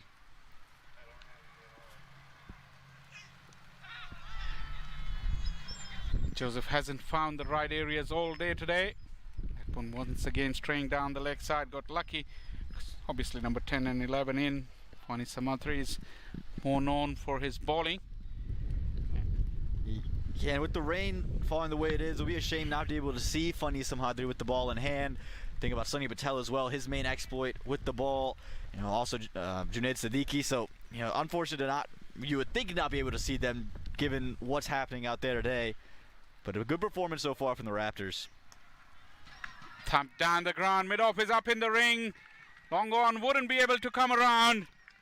That is a cracking blow from Samadri, collecting valuable runs in the end.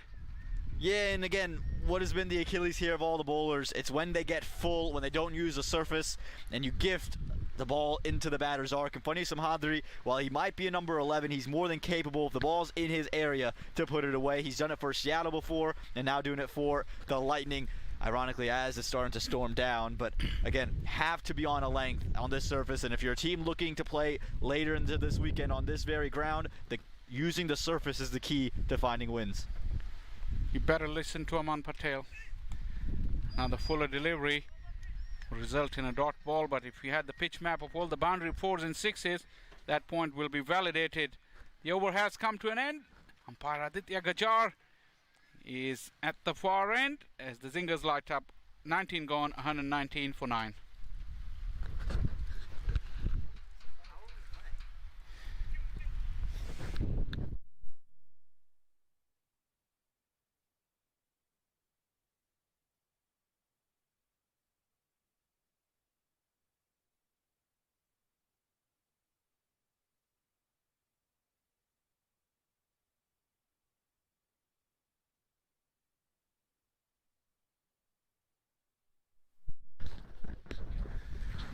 We are continuing in the rain as Aman is taking the brunt of it.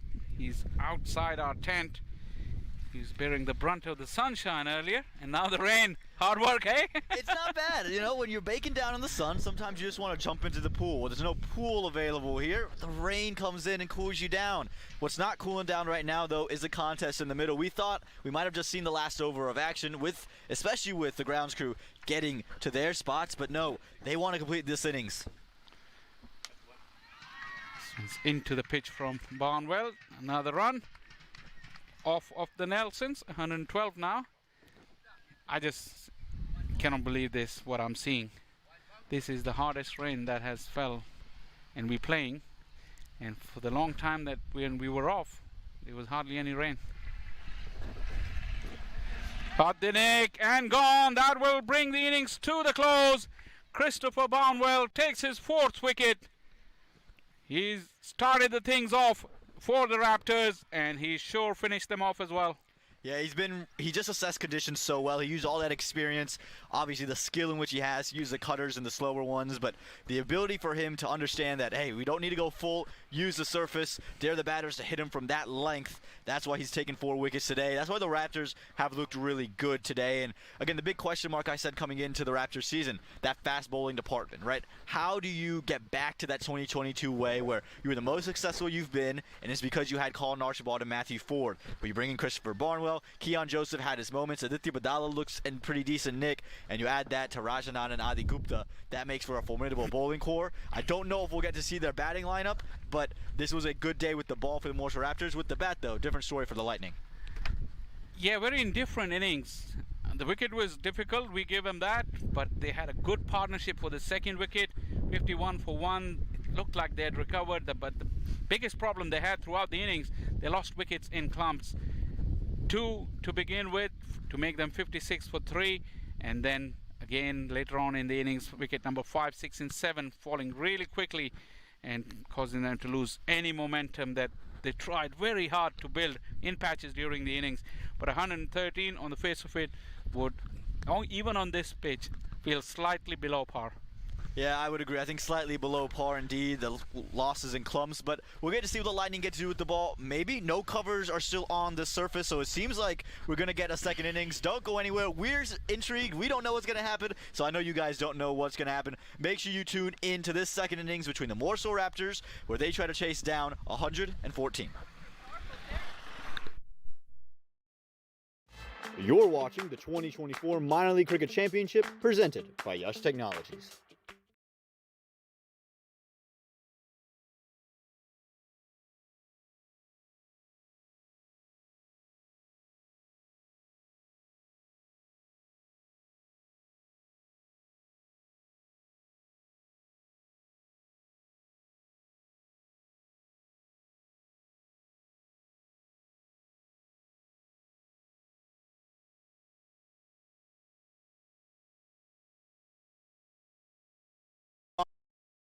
A little bit of extra balance and Parchment.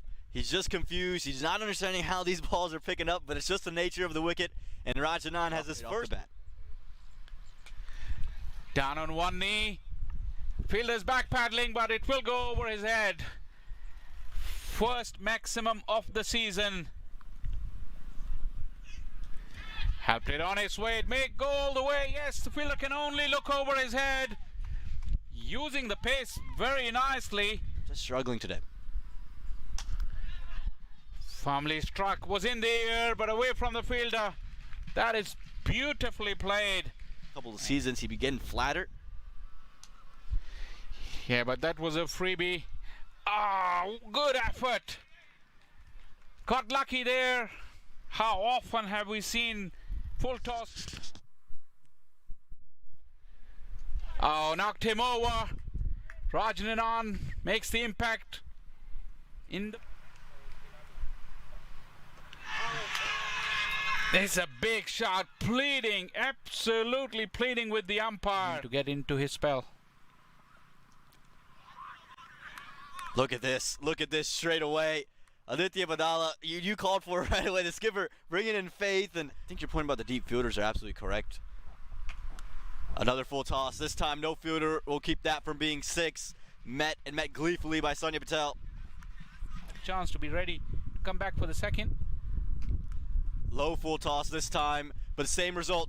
It'll be 6 more. Adi Gupta, anytime he's gone full, that's when he's been hit. When he's on a length, it's hard, but Sonia Patel dug in, and that's the best shot we've seen today. Incredibly well struck, taken out of the ground, out of the fencing around the ground. We said 6 game from here on in. That flew off the edge. A despairing dive by the wicketkeeper. 4 runs, much needed runs after the back-to-back 2 straight sweepers. This is within the stumps, shouting big, the fingers going up. Sagar Patel cannot believe it. Been brought up in the meantime. Got the nick. Barnwell is celebrating, and the batter is walking away.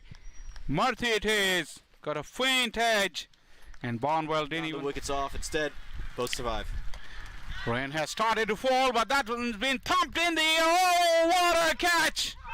Rajanan, take a ball. That little ripper just in front of our com box. It was hardly any rain. Got the nick and gone. That will bring the innings to the close. Christopher Barnwell takes his 4th wicket. He's started the things off for the Raptors, and he sure finished them off as well. Yeah, he just assessed conditions so well. He used all that experience.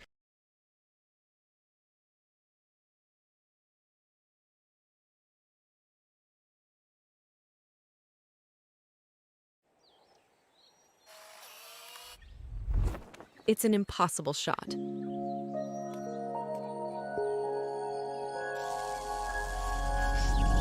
Sometimes creativity and innovation are all it takes to achieve the impossible. Yash Technologies, more than what you think.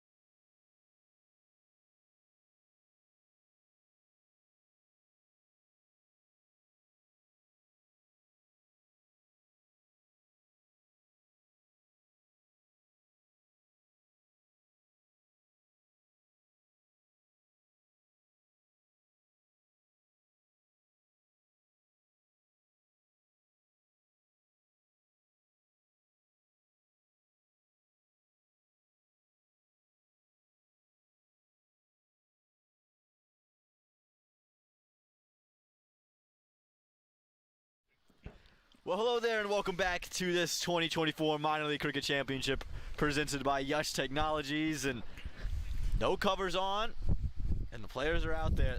The Morrisville Raptors, they're going to have to chase down a total here. And they're going to have to do it on a surface that has been introduced to some moisture, so it could help them. But if it's too much, Faisal, it could end up being the way that the Lightning just needed it to be. Strange occurrence. We saw a roller mid-innings operating on the pitch that had been taking some rain, as we saw the first run of the Raptors innings. Another equation is, as the rain is still falling here, is the Duckworth-Lewis target. Probably I'll have to rush to the umpire stand to get me that sheet sometime very soon, but 1-for-none at the moment. Yes, Junaid Siddiqui, or excuse me, not Junaid Siddiqui, it's Soeb Thai starting things off, the off spinner to two left-handers. And it's Trevon Griffith straight away for the Morrisville Raptors. And Trevon Griffith was so key last season. You think about what he did. He had a streak where he had 5 consecutive half centuries for a team that didn't necessarily bat all too well last year. And they add John Campbell to give him an opening partner. I'm interested in how these two work with each other. And I'm interested to see how Trevon manages this innings, because this was the one ground where you did see signs of struggle from him. When he was batting at Church Street, it was guns a-blazing as soon as you wanted to. Here is where it kind of took him time to get himself going. Well, no time needed there to introduce a switch hit and a misfield there. Can't afford any of those when you don't have that many runs on the board. Just 114 of them to their name, so they're going to need as many to conserve as many as they can. Yeah, and one thing it has done is this stroke is the ball has rolled onto the outfield, which is quite wet. During the break we saw the Lightning team, they got their towels out.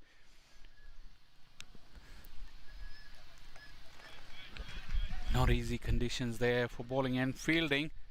And interesting to just know the difference in if there is any change in the condition of the pitch after that roller had been on for at least 4 to 5 minutes, I make it.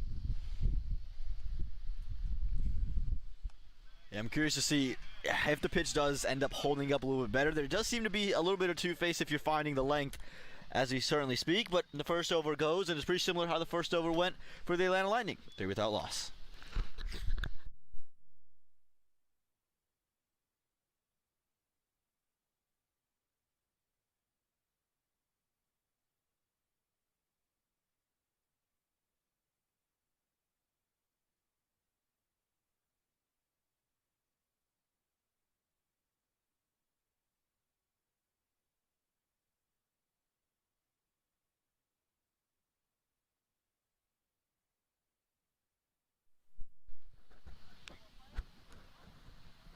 Well, I was just getting ready to ask Faisal Shah the question, how quickly would you bring in your leg spinners? How quickly would you bring in Junaid Siddiqui and Sunny Patel? Yes, there's no power play protection for them once, because you're in those first 6 overs. But the thing that always comes to question is the grip of the ball, grip of a wet ball to a wrist spinner. Sunny Patel brings himself on and very eager to play these.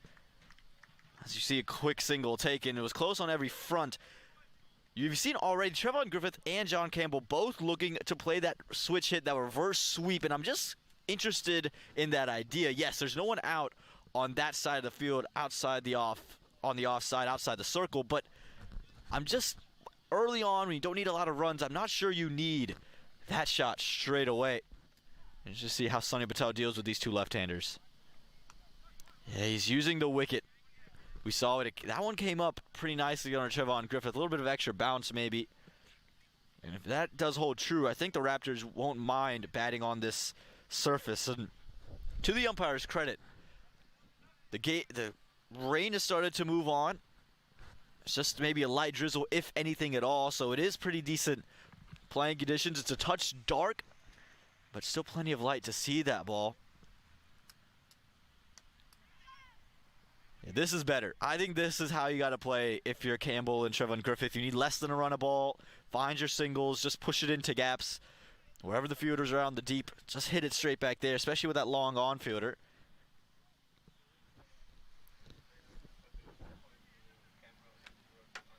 And again, this is another question for the Morrisville Raptors. Last season, couldn't really sustain anything up top of the order.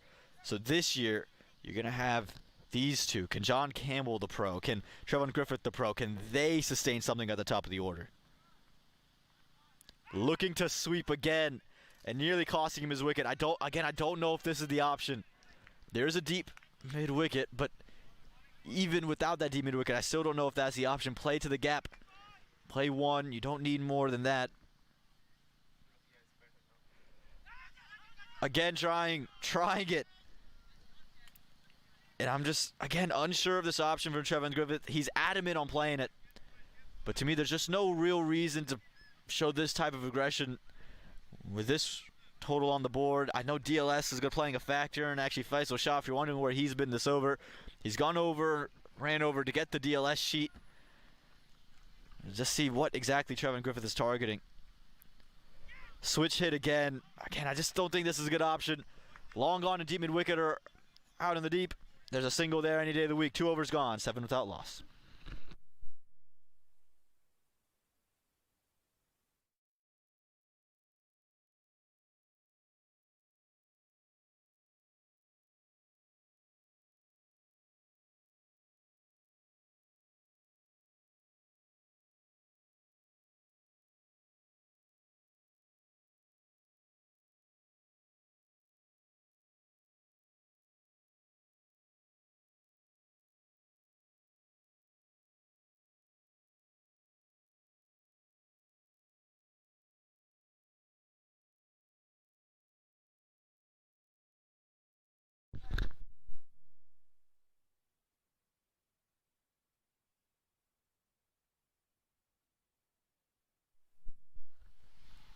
Again, the same option coming out.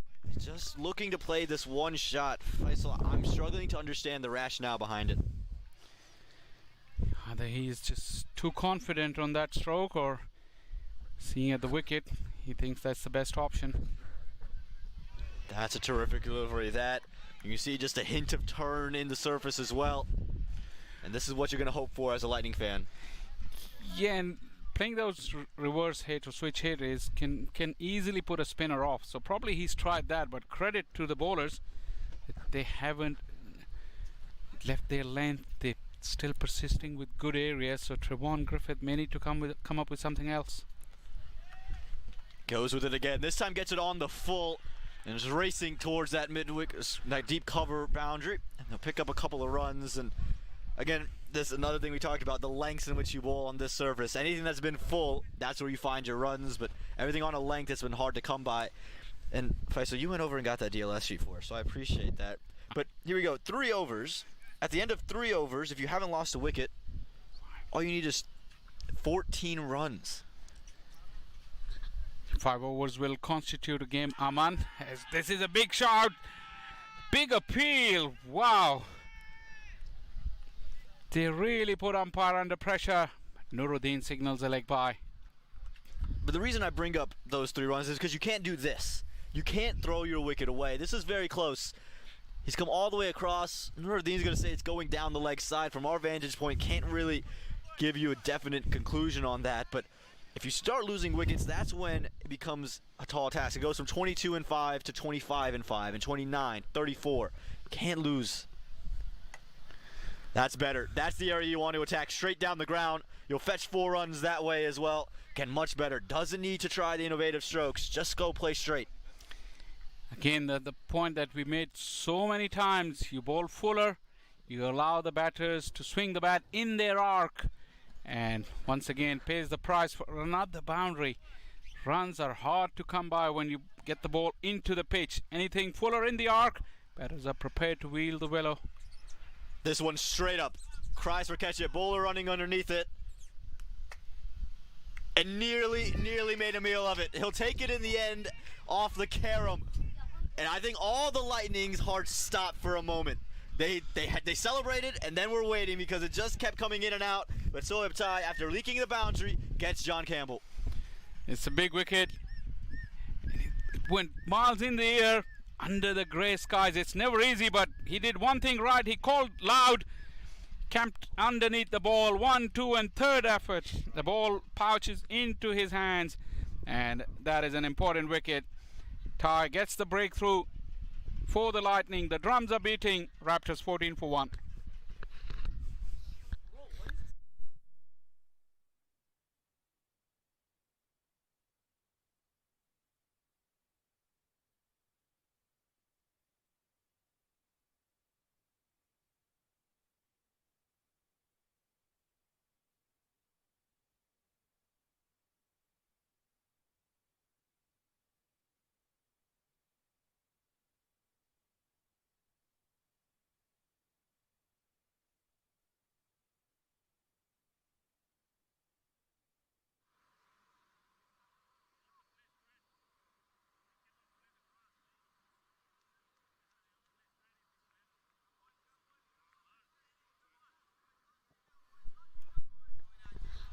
Well, in for the Morrisville Raptors, it's a new man to this team, Ollie Cox. He'll be at the non-striker's end.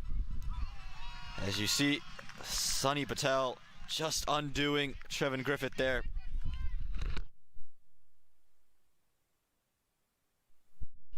Oliver Cox, who took that wonderful catch. He's featured for Worcestershire. It'll be a big challenge for him. Well, he'll find the conditions with the rain and cloud around not too dissimilar from England. Yeah, there you go. It's almost like you're playing at home conditions, but I'm interested to see how he does deal with playing on American soil. Connects this time. Connects very well behind square. Will pick up 4 runs. He's tried it time and time again. Finally connects on 1, Trevin Griffith. Yeah, Trevon Griffith really is taking a liking to that stroke. This time was able to get it in the middle of the bat. Really putting spinners under pressure. I can tell you, no spinner likes to be swept and reverse swept, and Griffith is keeping them guessing. And again, don't want to beat the dead horse here, but I believe it's just too full. Again, we saw Sunny Patel dig it into the wicket in that first over, made it tough for any batter to play that kind of a shot. This time pitches it up, and it's just far too easy for Trevin.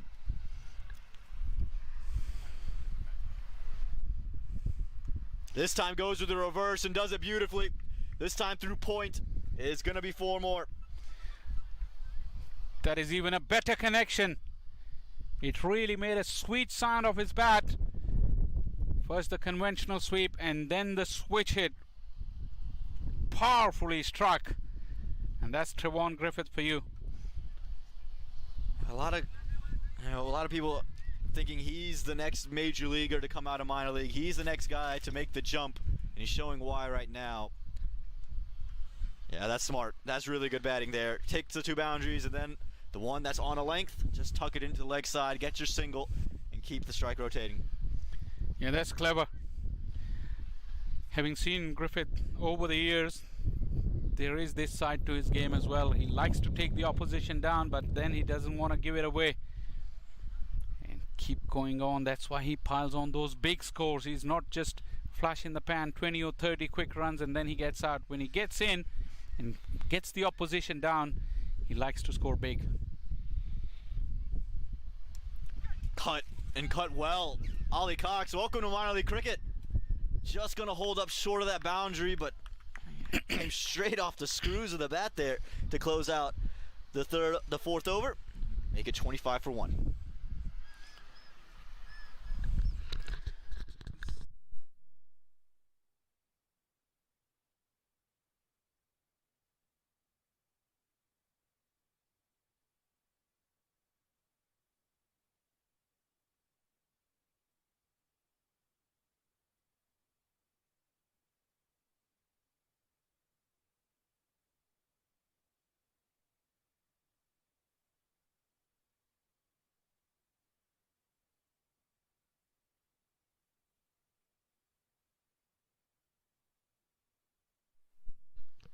Well, we saw 3 from Rajanan. We'll see 3 from Soeb Tai. Just ticked into the leg side. It will get 1. And this is the type of batting you need. And now I'm interested to see from Ollie Cox that maturity at the 1 down spot. Is another position that's plagued the Morrisville Raptors for years. They haven't really found a number 3 batter to stick in, find runs when he needs to. Curious to see what this youngster from England has.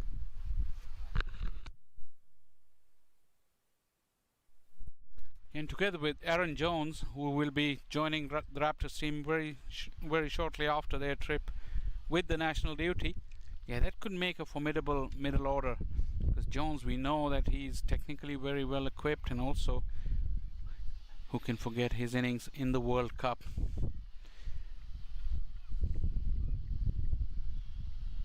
Boldham gets through Ollie Cox, and it just seemed to get through bat and pad. I think he expected it to continue on with the angle, and it just moved just a little bit. And brilliant there from Soeb Tai. He's taken 2 wickets. That's a crucial blow, because at the start of the over, the Raptors was ahead on the Duckworth Lewis, but now with 2 wickets down, they've fallen behind. A little bit of turn went through the gate. Cox played for the angle and heard the death rattle behind him. He walks back as Morrisville Raptors are now 26 for 2.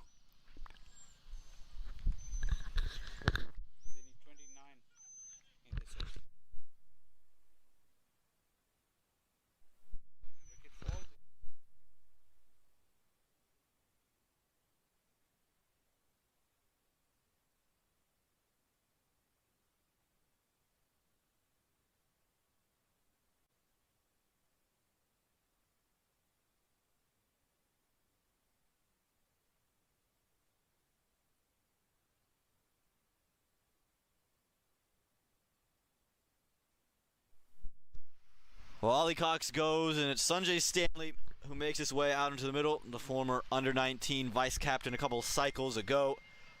He's looking to make a mark in minor league cricket. Hasn't really found the fortunes that he would have hoped. He's highly talented, has scored a lot of runs in North Carolina, but hasn't come to fruition yet in minor league. And we talk about that number 3 spot. With Aaron Jones coming back, he's going to take one of 3 or 4. And it seems to be between Ollie Cox and Sanjay Stanley who's going to stay in the 11. This is an opportunity for him to kind of cement his spot on this side. Yeah, but I'll have to apologize here because we've been corrected that Aaron Jones is going to CPL. That is true. Hassan Tariq, the owner of Atlanta Fire, he's watching and listening very keenly. He was prompt to correct us, so apologies for that. Aaron Jones, best of luck for the CPL. Yeah, signed a big contract with the St. Lucia Kings, and I know that the Atlanta Fire have experienced the losses to the CPL. Jamar Hamilton goes as well into the CPL, so that he'll be without his exploits with the bat and the gloves. So we won't hear all those funny quotes behind the stumps. Let's watch another dot ball. Jamar Hamilton, Jack in the box behind the stumps, never stays quiet, brings a lot of energy. Wish him best of luck for CPL as well. He's one of my favorite keepers to just watch. I could listen to no commentary and just have a stump mic on Jamar Hamilton, and I think I'd be thoroughly entertained by that. And again, he's going to thrill that CPL audience down there. Leg slip in place now. Quick single. That's good running. That's the intent that I thought was missing from the Atlanta Lightning at times. That running between the wickets, these two quick between them, and they're going to take advantage. It's not Soeb Tai, it's Nathan Tai bowling off spin around the wicket with the leg slip in, seeing the ball bite and turn. But he'll have a bigger challenge against Griffith, because Griffith, I'm pretty sure, despite the loss of 2 wickets, he's not going to come slow. He would look to put him off his length. It's a very, very good contest. Tai has really bowled well in his 2.4 overs. And it looks like it's going to be a sweep or reverse sweep, just with the field set. No one in those regions. It's good cricket. Just working it around the corner. Well fielded in the end there for the Atlanta Lightning. So one of the youngsters out there as well. But this is what you need if you're the Lightning. Have to save runs, and really could have saved a couple. Excellent work. This is turning out to be a great contest. And luckily the rain is staying off as well. We will constitute a game after this ball. And the Raptors need to be 29 for 2 to be ahead if the game was to stop at this stage, which is not likely though, has to be said. And holds them in place, Soeb Tai. And like you said, this battle, it's only the beginning. Don't go anywhere.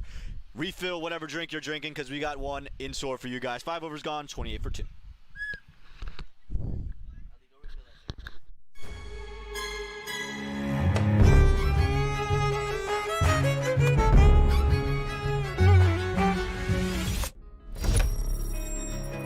Even the best in the business needs a strategic partner to help them win. Yash Technologies, more than what you think.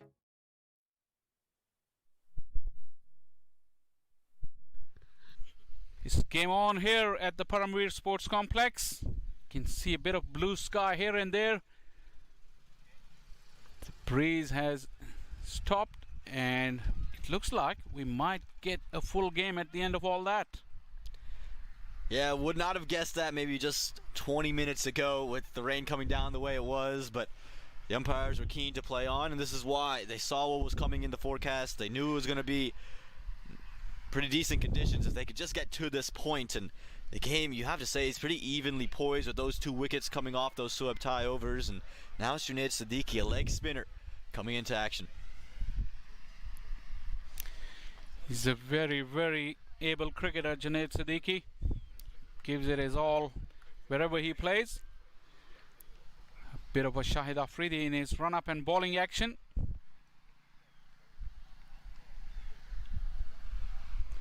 Griffith goes big and the finger's gone up. Griffith doesn't like it, but the celebration's on from Junaid Siddiqui.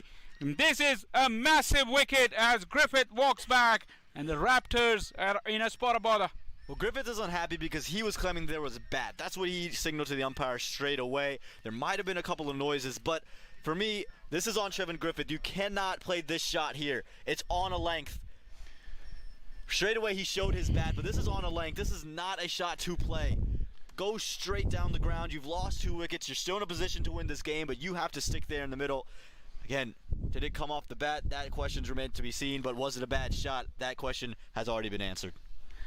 Well, we'll have to come back and see. It looks like it ricocheted off the pad onto the gloves, but we'll see it again as Griffith walks back. Raptors 28 for 3.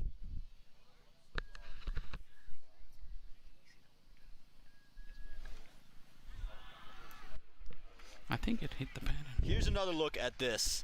Just take a look here. We're going to slow it down for you as well. So Griffith is saying as he's come for the sweep in front of his pads, he's saying it's come off of his gloves and then onto the pads. The umpire, I think, has deemed it as coming off the pads and then maybe onto the gloves. It's a close call, never easy, and there's no third umpire. There's no third umpire. There's no reviews here, so you don't have the luxury of maybe making a wrong decision. You have to live with what the umpires say. It's always pressure, always tough. You can only make the best call you can, and for the Raptors captain, he's going to be unhappy with it. Yeah, having slowed it down as much as we did and we couldn't make it out of that, so that is a tough call, and umpire was in the best position to make the call. Griffith, like Haman said, would have to live with it. That is how it used to be back in the day, and that is how it is here at minor league level. So Junaid Siddiqui has made the impact that he's so very much known to do all the time. Yeah, he's done this internationally too with Canada. He's just a deceptive bowler. You just feel like you can get hit underneath him, and you can. It just skids on more than you'd expect him to. And now this is a challenge for Christopher Barnwell. It's his first innings with the Morrisville Raptors. Again, he has that big 100 out at Church Street Park. They don't need a century from him. They just need him to hold his line in the middle. The experienced man that he is, he would definitely have assessed the conditions. He would know what needs to be done here.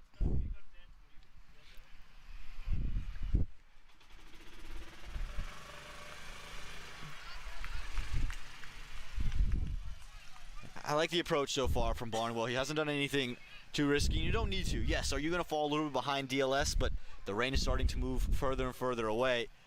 Just want to get your eye in. Looking to maneuver the ball in the gaps already.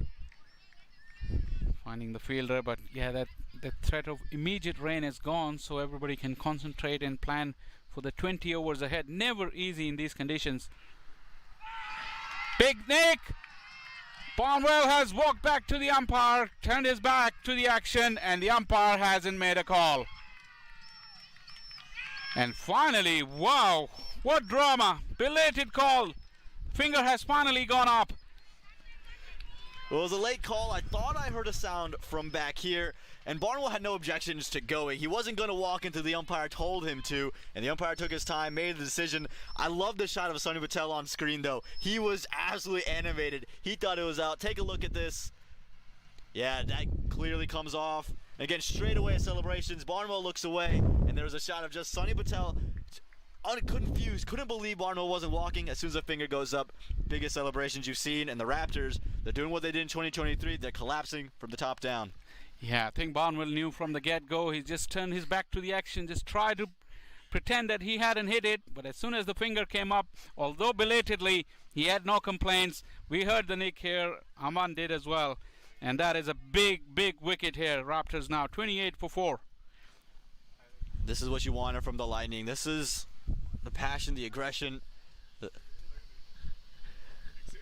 that they've been looking for. And again, you never know how a team's going to respond coming off of kind of a rain delay, having to deal with all of that, and with their batting innings ending kind of abruptly. But they've shown out with the ball so incredibly well. They've utilized their spinners so well. Haven't seen an over of pace yet, and I actually really like that from Sonny Patel, understanding, hey, we need wickets early. Let's use Siddiqui, let's use myself, let's use Sohabtai, all of whom are very experienced individuals. Let's get the wickets early, and then from there you can then insert Jesse Bouton, who has great cutters. You can insert Neve McNally, who's got a little bit of extra pace and bounce off of surfaces. I like the move that they've utilized so far. Yeah, this is terrific game awareness there from the Lightning. They've really planned this well.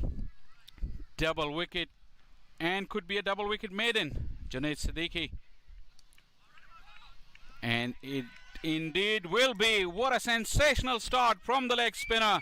2 wickets in the over and no runs conceded. Raptors reeling 28 for 4 after 6.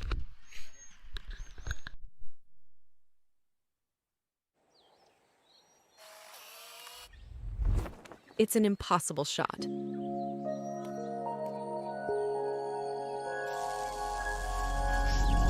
Sometimes creativity and innovation are all it takes to achieve the impossible.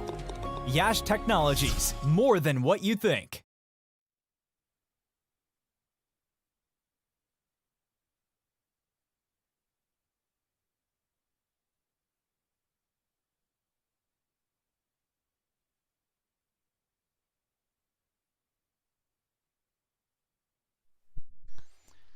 Is that man into the attack? Fani Samadri, full of tricks. And the wicket and the conditions, he will really relish to bring out all his variations here. His team on top. Junaid Siddiqui has just bowled a sensational over.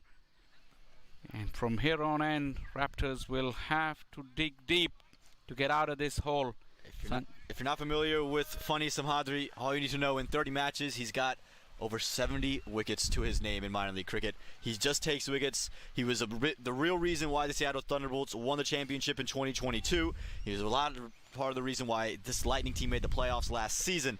Nate Hayes, a good buddy of both of ours, likes to call him mystery medium from a slingy arm, a slot. And that's really, once he bowls his first ball, if you've never seen it, that's what's going to come out. It's going to come from the side of the arm, and he's going to roll the fingers over it. Well, you build him up, and he bowls a wide. Well, commentator's curse at his very best, if you will, but you know, he's the strike bowler. This is the kind of situation that Funny didn't get a lot of last season. When he was in Seattle, he had the likes of Harmeet Singh and Shadley Van Skulkvik around him, where he could just kind of take the last over the power play or right after when the wickets have fallen and just start to build pressure that way and take wickets. Last season, a whole different role, was the main strike bowler, opened the bowling most times. So he's back into this comfortable position, right, where now wickets are falling off the board, you're coming to the end of you're at the end of the power play, field is open, and now you just can bowl your cutters and bowl your deliveries. So this is a real spot of familiarity for Funny, and I expect a wicket here. Well, although it has to be said, and that will put Junaid Siddiqui's over in context, the conditions are not easy, because conditions are wet and greasy, and the kind of bowler that Fani Samadri is, he would really like dry hands and dry ball. So that first one went away from his grasp, but like Aman said, hold your breath. He will find his areas, and he will be the bowler today once again, like we know he can be. Still very meticulous with the fielders as well. He wants the angles covered. Got a wide slip in place.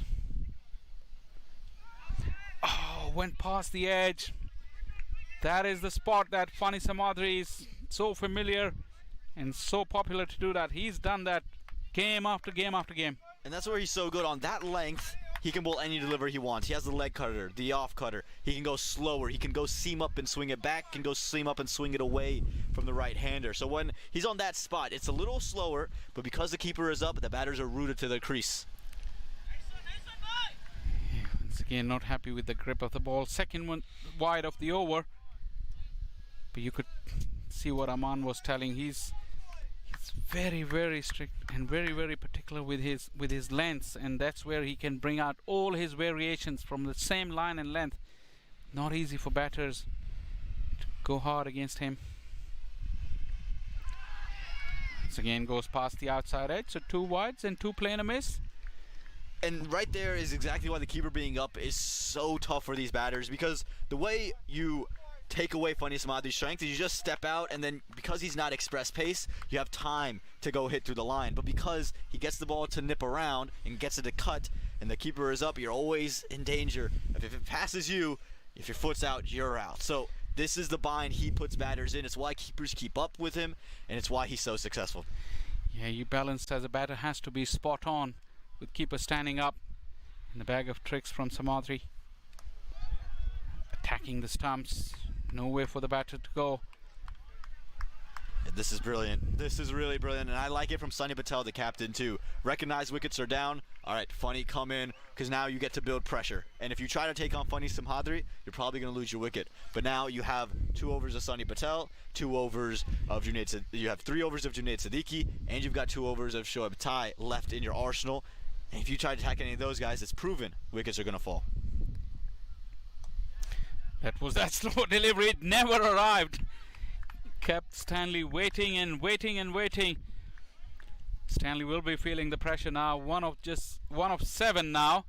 And although the run rate is not daunting, but like we were discussing earlier, the mindset of the modern day batters is that they don't like to play dot balls in this format. Had the right idea, because it's slower, he was just sitting on it, sitting on it, sitting on it. This is the challenge. Excellent bowling once again. Wish we had I got my wish. I was saying we needed to see a close-up of Stanley because he's looking perplexed. And for Sanjay here, it's a man who's coming into this season with a lot of expectations. It's time for him to find the success that a lot of people have been waiting for him. And then his first game out there, chasing just 114, you would have thought, okay, could have come in, get some time in the middle. No, you're on a tough surface. You're 4 wickets down. And you're playing Funny Samhadri. Another swing and a miss. Barring the 2 wides, this has been an exceptional over from Samhadri. 7 gone, 32 for 4.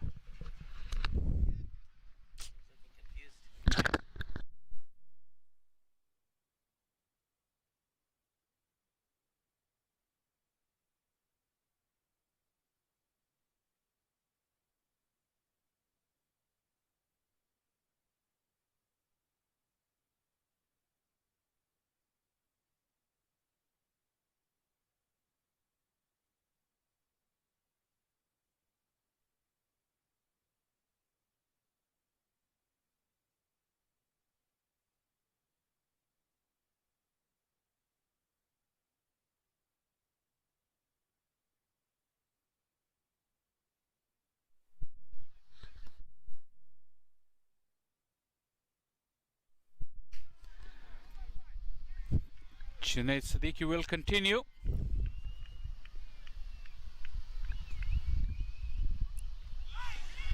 Vijay Ratne once again goes on the back foot. Went over his bat. Extra bounce there for Siddiqui. Yeah, Vijay Ratne would have some experience against Junaid Siddiqui, both of whom Canadian, so they would know each other well. It's an interesting battle now.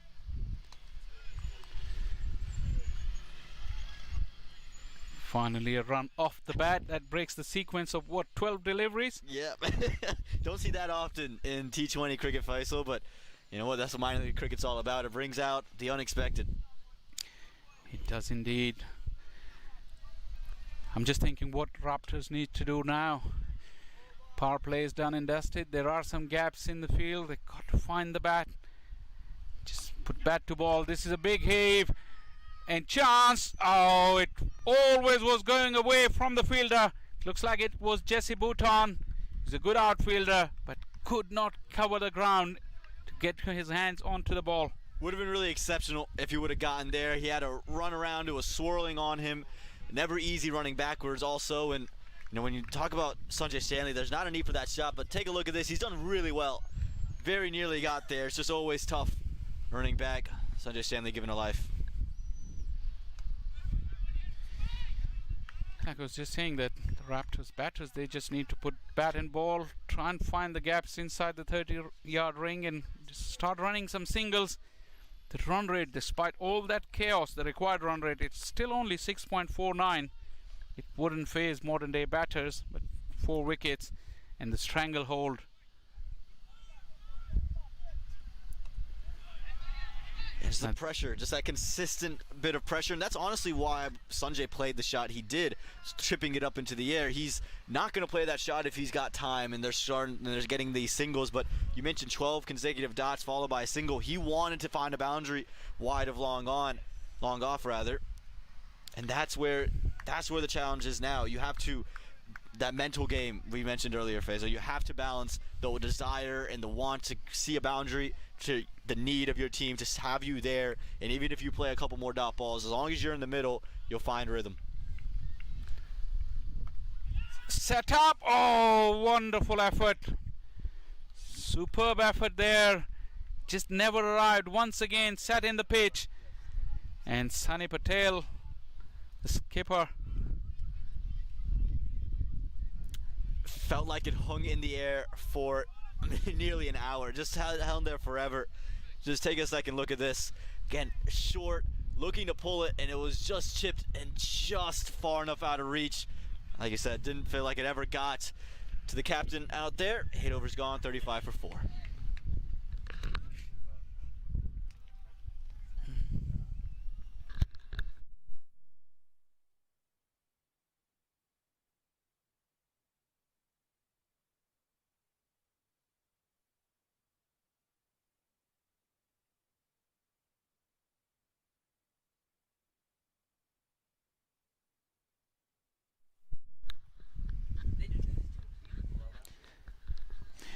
No, not Lightning. The other two. 35 for 4 after 8 overs. Sometimes the sequence of play would suggest that Raptors are too far behind the game, but if you look at the numbers, they're really not that far. But that kind of bowling and that kind of stranglehold, it will take some effort to break this sequence. And like I said, put bat to ball and run some singles, get the ball in the outfield, keep getting it through this wet outfield, making it difficult for the bowlers. At the moment, it's traveling from the wicketkeeper's hand back to the bowler. Not a lot happening for the batters. Well, Vijayaratne decided some innovation was needed. Couple of runs. Yeah, and I like that. A good intent there as well. Also, if you're the captain, if you're Trevin Griffith, the next time you send out water, just tell them the numbers. I think, right, like you mentioned, if you're just watching the game without any of these numbers, you're thinking, wow, Morrisville's way behind it. They're still very much in this game. You need under 7 runs and over. You just need to keep yourselves in the middle, keep yourselves batting. Go send somebody, tell them, hey, look, this is what the equation, this is what's needed. I think that could maybe relax the mind, ease some of that pressure. And yes, you have to still deal with Fani Samhadi, Junaid Siddiqui, and Sunny Patel, but it just gives you a clearer sense of mind. Even though it's a dot ball, but it has hit the middle of the bat. And just take the game deep. Just give yourself that chance. One big over anywhere. You've seen that bowlers can crumble under pressure as well, but let them feel that pressure by taking the game to them. Yeah, and how many times do we see in the later stages of the game the Raptors start to bowl full, and that's when the boundaries and the runs start to flow more easily off the bat. If you never know, you take it later, the conventional thought is, okay, let me try to go to my Yorker. They missed that, and on this wicket, the fuller deliveries are much easier to play for runs down the ground. So if you just, like you say, get the game deep, you can just create mistakes from the opposition. This one was the effort delivery. Went under the bat on that occasion. This is sensational. And I know we can talk it up and play the game like we are here, but playing it in the middle against this kind of bowling on this surface is not easy. Yeah, not many in the world could have played that delivery there. It stayed a touch low. It was a quicker delivery than everything he's bowled. It's the beauty of Samhadri. Now there was a slower cutter. At 6s and 7s is Vijay Ratne and Stanley. This is terrific and very, very skillful. Very skillful. And you see the last from the infield right now, because I think they're honestly in disbelief of what they're seeing too. They don't know how they would go about fielding these deliveries if it comes off the bat. Impressive that Vijay Ratne was able to get anything onto that, but again, this is why Fani Samadhi is such a hot commodity, why many were surprised to not see him in Major League in year 2. Been knocked down well in the ring, just a single. And all of us who played a little bit of cricket, we put ourselves in the position of the batters and we feel how difficult it is. Just the 3 runs off the over, 9 gone, 38 for 4.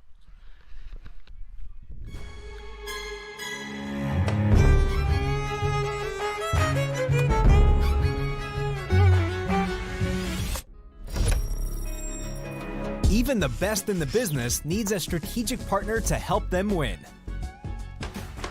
Yash Technologies, more than what you think.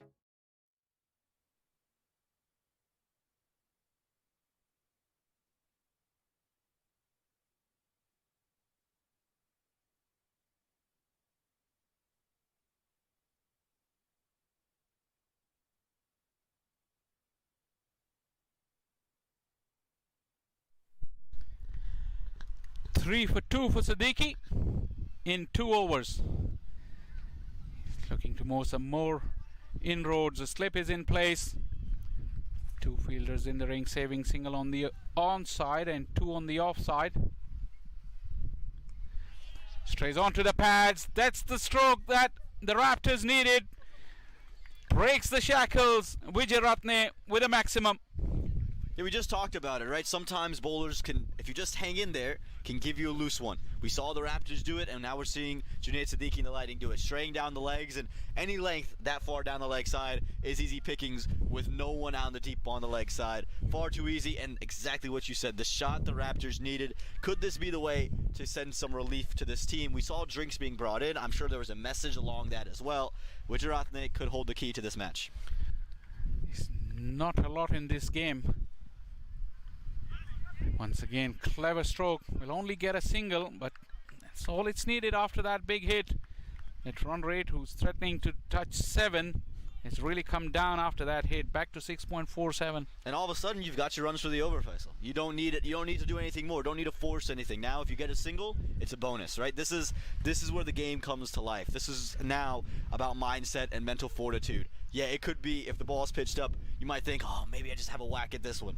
No, play the single, get 1. You have your runs for the over. This is now where you want to see the maturity from Sanjay Stanley. He's been in the setup for 4 years. Can he find that side of maturity? And this type of innings could be one to carry his confidence. Siddiqui has brought his fine leg a little finer.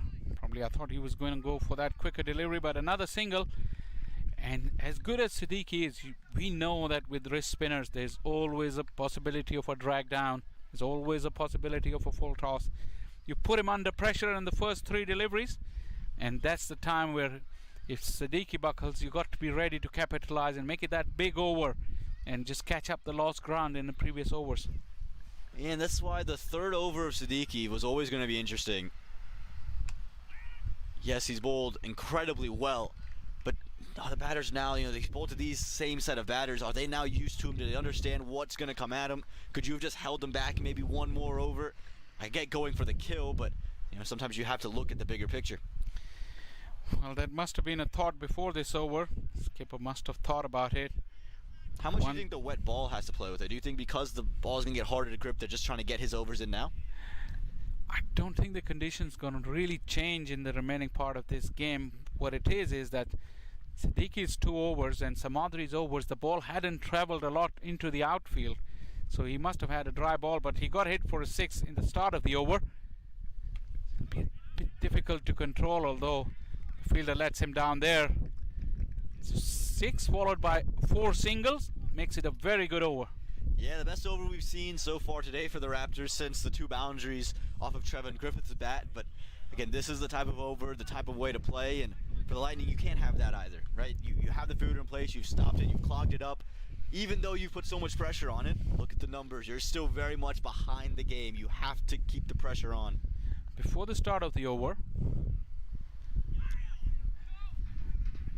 we were wondering where the next run was coming from, and 10 came off this over.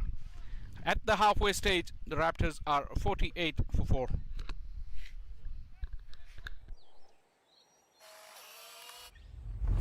It's an impossible shot.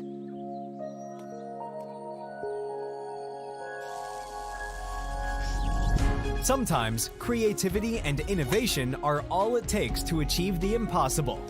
Yash Technologies, more than what you think.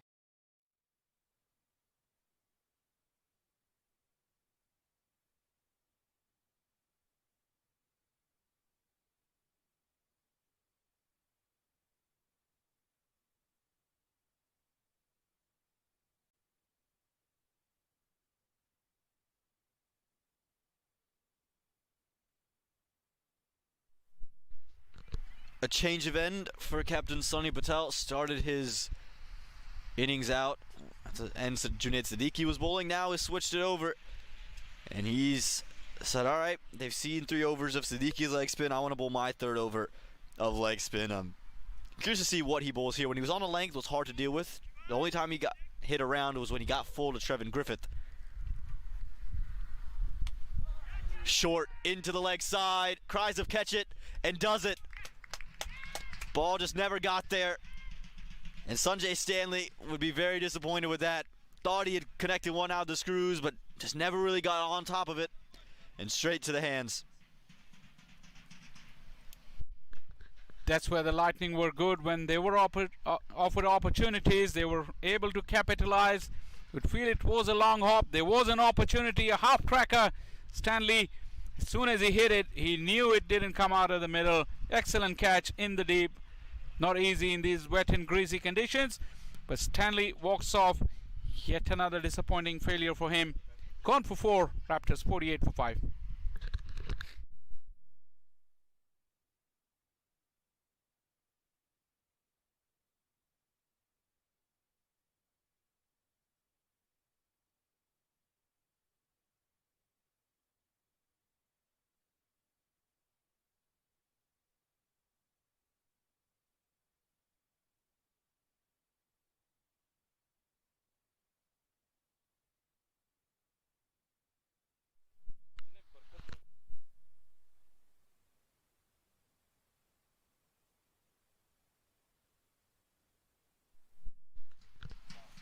Sanjay Stanley goes. The 5th wicket falls as the captain, Sunny Patel, brings himself back in.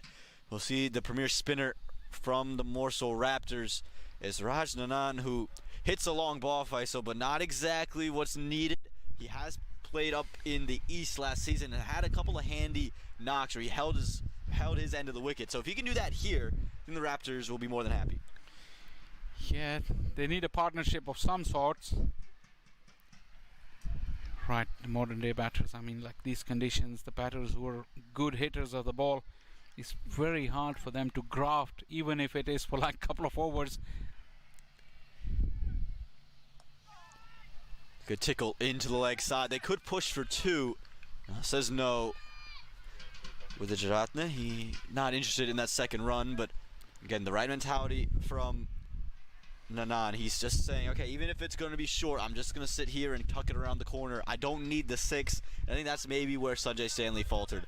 Didn't need that shot. Really could have just lived with a tickle into the onside. You could say that because they had a good over the previous one, so you just keep the momentum going. Just play along the ground. Too late now. Oh, nearly got back on him. Didn't pick the googly at all. Very nearly chopped it on as well. This is the beauty of Sunny Patel. He did it for the New Jersey Somerset Cavaliers last season, and he's brought it down to south to the Lightning. Good tickle into the leg side. What that googly does is also put doubt in the batter's mind. You just cannot line him up, even if you see the ball coming and you see the length. But again, if you're not sure which way it's spinning, it's not easy. That's the beauty and the magic of wrist spinners.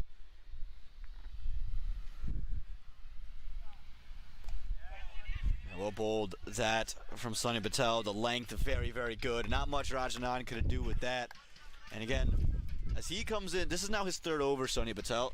He's got one left. Siddiqui's got one left. I'm just curious to see what the options are. They haven't utilized a lot of their pacers. That one's beating Rajanan all straights up. Oh, I thought he went for a walk inside his crease. Stayed in, that's the good thing. Well, we'll close out the 11th over. It's 50 for 5.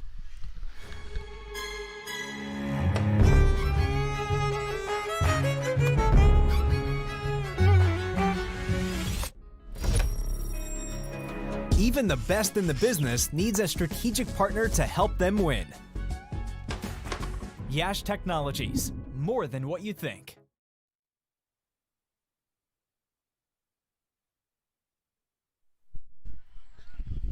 Well, we mentioned bowling options. You have the two from Simhadri and the one from the spinners we've seen today. One each. You have one for Tai, one for Siddiqui, and one for Sonny Patel.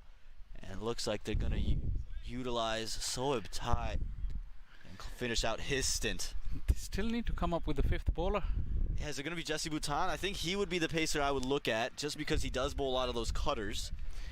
Did they try to bowl their main bowlers as we start off the fresh over with a single? I don't know if they got it wrong or what. I'm just thinking they just went with their main bowlers, just hoping that the rain would come, and it hasn't. So Again, and I like the way they started it out. You knew you needed wickets early, and they went aggressive. I just thought the third over for Siddiqui was maybe one too many. Sonny Patel did take a wicket, so you can't fault that. And Soeb Tai now, yes, you're coming into the backstage of this innings, and you want to keep the pressure on. Just feel like you could have maybe snuck in one over of Jesse Bhutan, one over of Neve McNally, right in the middle of where the pressure was being built. yeah, the way the things look at the moment now, with this is over number 12. After this, the fifth bowler will have to bowl through from one end. There's a lot of pressure, especially on a pace bowler with maybe a wet ball and a ball that won't do a lot. Remember, it's going to have a lot of the moisture soaked into it. And on this surface, yes, if you dig it in, you'll have success, but it's going to be very tough to do that from ball one, and you have to do that for 4 consecutive overs. That's the point. When you bowl 4 consecutive overs, if there are wickets in hand, if there's a partnership going, the batters would have lined you up by then. We'll have to see how things unfold here. This is clever from these two, though. I don't know if the message has gone across, or they realized. So they're playing Tai with respect, getting a single of the first 2 deliveries. Not a bad result at all. Yeah, and Soeb Tai is very experienced, bowled a lot of first-class cricket in India. And so he's someone who, has that ability to take wickets. And I think you have 2 very, very experienced cricketers with the bat in hand. They understand the situation. They're not trying to do too much at the moment. Yeah, there you go. Just push it into the empty onside. There's 2 if they want it. They'll decide against it again. We've criticized the Lightning for maybe lackluster running. I think this is another case of it for the Raptors. There was a chance. There was an opportunity. They just put their head down and went immediately. Slight indecision. Probably cost them a run. And going back to that conversation about the fifth bowler, they can use 6, right? You have Jesse Bhutan and Neve McNally, both of whom bowl some pace, so they can split those overs up. As you see a big sweep into the leg side, there's a fielder there, but all he'll do is watch it sail past the Lightning tent there. Not the way Soeb Tai would have wanted that over to end, but Wijeratne, every time he's gotten one on his legs, he's taking it out the ground. There you go. Another 10-run over, down on one knee. Absolutely nailed it. Went a long way. This is not a small boundary there. It probably almost an 80-85 meter hit.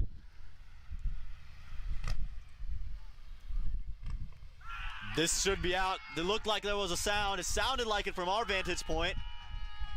And given in the end, he walked. Wijeratne walked off. I didn't see the finger go up. well, very clearly straight away, both bowler and keeper go up. There was a definite sound from our vantage point as well. Soeb Tai, every time he gets hit for a boundary, he seems to take a wicket the next ball. And that came at a crucial stage after another good over. The Raptors has lost another wicket. That's 6 down now for 60 after 12.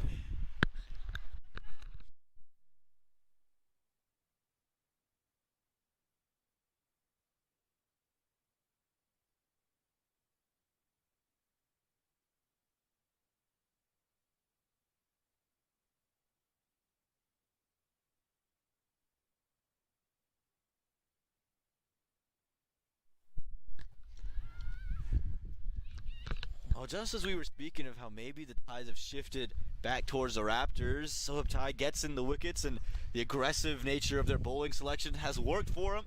They're taking those wickets in bunches, and out walks Ryan Wiggins in a new spot for him. Typically comes into bat 1 through maybe in the 3 or 4 area. Now he's asked to bat after they're 6 down, and very experienced cricketer in his own right, but again has to hold on to his wicket and try to build a partnership with Rajnanan. Yeah, 54 more needed. The required run rate is still below 7. So that wicket came at the wrong time for Raptors. In fact, Stanley's wicket as well. They had accumulated 10 and he departed soon after. Another 10-run over, and then the wicket, especially that of Vijay Ratne, who seemed to have got the hold of the things. He looked calmer in the last couple of overs, knocking the ball into the gaps, hitting that big 6. And Nanan, who was giving him good support, will now have to do it with Wiggins, who has the ability, like Aman said. He's batted in top order, so he's got a batter's mentality. He really needs to come good. Well, here we go. We mentioned that 5th bowler. Who's it going to be? Was it going to be Jesse Bhutan? Was it going to be Neve McNally? They've looked and decided Neve McNally is the man who's going to bowl this over here. And I actually do like it. You lose a wicket. You have 2 new batters in the middle. I think this is a really good option for them to get that pace bowler started now. You had to because of just the way the overs are lined up. But not a bad spot for McNally to start. And he's not inexperienced in the slightest, Faisal. Especially with 2 new batters in the middle. Starts with the slower one, and again, this is what he does so well. He rolls the fingers, and that's why I think both Bhutan and McNally are so good in these conditions, because they just have those different variations, and they're very different from Funny Samadri, who's touch slower, slingier. They're straight up arm actions. They're a little quicker, but they have the ability to take pace off and roll their fingers over the ball. Exactly, and you'd have to question the game awareness. I'll come back to it after this ball. Run down nicely for 1, it'll seem. They might push for 2. Raj wants it. Ryan Wiggins is not so sure, but throw went to the striker's end. Yeah, these are long boundaries. The throw was flat and quick, but not very accurate. But the running was good.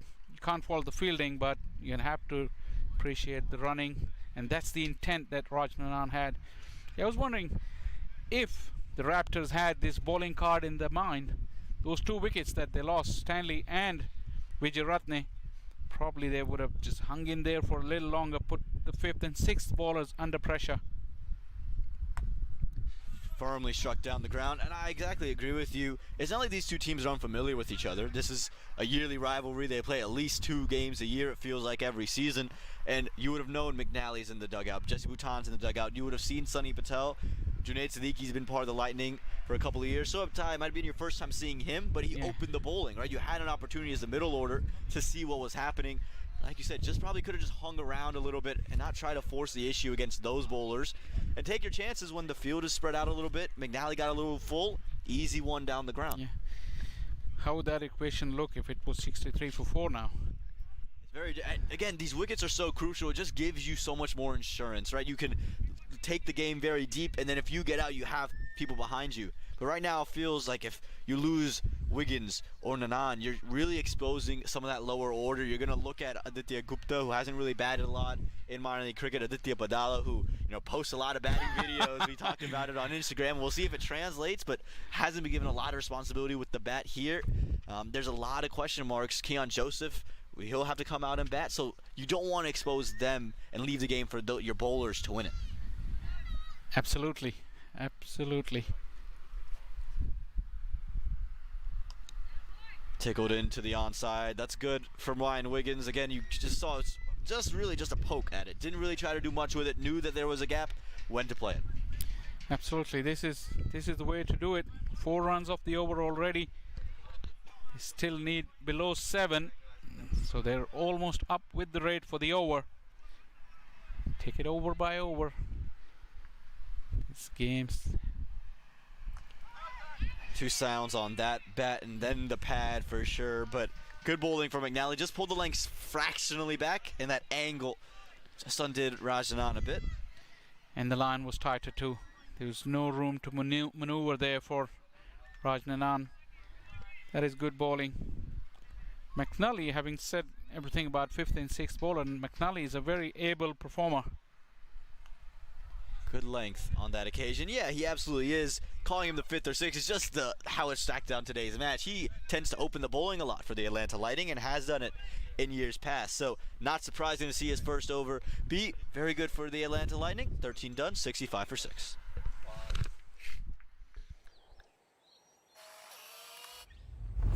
It's an impossible shot.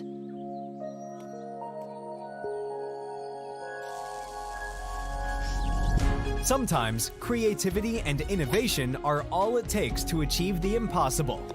Yash Technologies, more than what you think.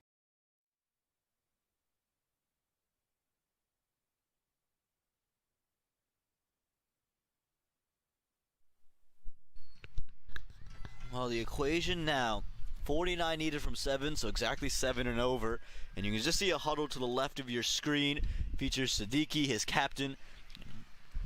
They're just thinking about how they want to go about it. Looks like Siddiqui is going to bowl his final over here. Again, big risk, but it could be a really good one for them. For the Raptors, you can't lose a wicket. There's another conversation happening too, because the umpires just had a word from the 3rd. I don't know if it's a ball coming in. Yeah, it looks like it is going to be a ball coming in, so maybe the old one just absorbed maybe too much moisture that was in on the ground. Yeah, not a bad sign for the Raptors actually. If they get a firmer, drier, harder ball, they can just knock it into the gaps and run some runs. Yeah, but this conference would tell that the plan A would have been to just go watch out for the rain and just get your main 4 bowlers done to make it as difficult as they can for the Raptors. They've done that part, but now comes the part to close out the game, and we've known that it's not the easy thing to do. A couple of big hits here could really put the Lightning under pressure, who throughout the innings hasn't seemed under any kind of pressure. But like Aman just read the equation, looking at the equation, you would feel like that the Raptors are not out of it by any means.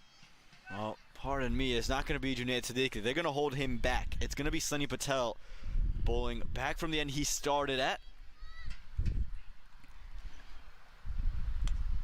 And push straight back down the ground. That's good from Rajanan Smart. Just push it down the ground. And this is why there still can be pressure on the Atlanta Lightning in that bowler that they choose. If Neve chooses to bowl all 4, or if they split it with Jesse Bhutan in any way, we see pressure just do funny things. I think back to Major League. Heath Richards, who will feature on the Atlanta Lightning at some point, he played for MI New York and nearly took Haris Rauf out of the game, right? That final over, he was hitting them for boundaries all over the place and just needed a little bit of bat on that switch hit and would have won the game for MI New York. The pressure just can do funny things and unexpected things, and that's why you want to have some of those overs ready and your bowlers that are going to bowl those in rhythm.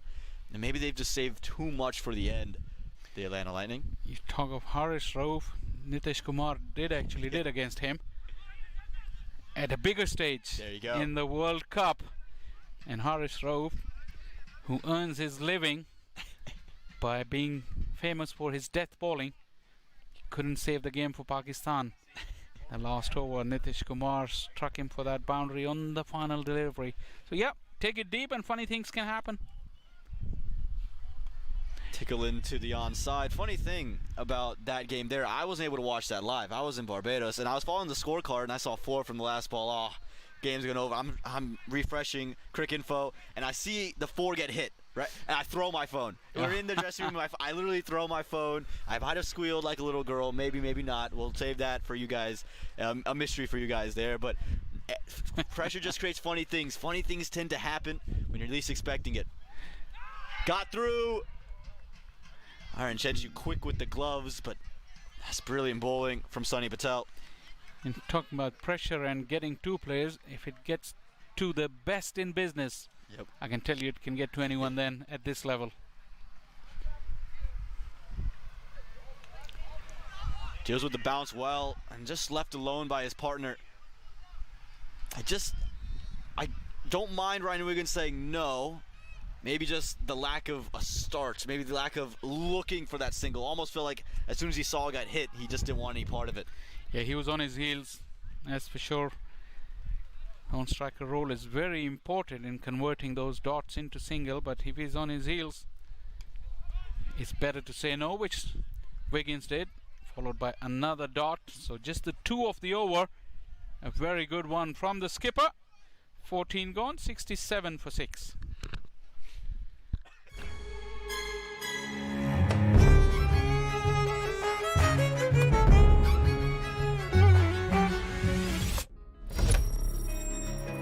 Even the best in the business needs a strategic partner to help them win. Yash Technologies, more than what you think.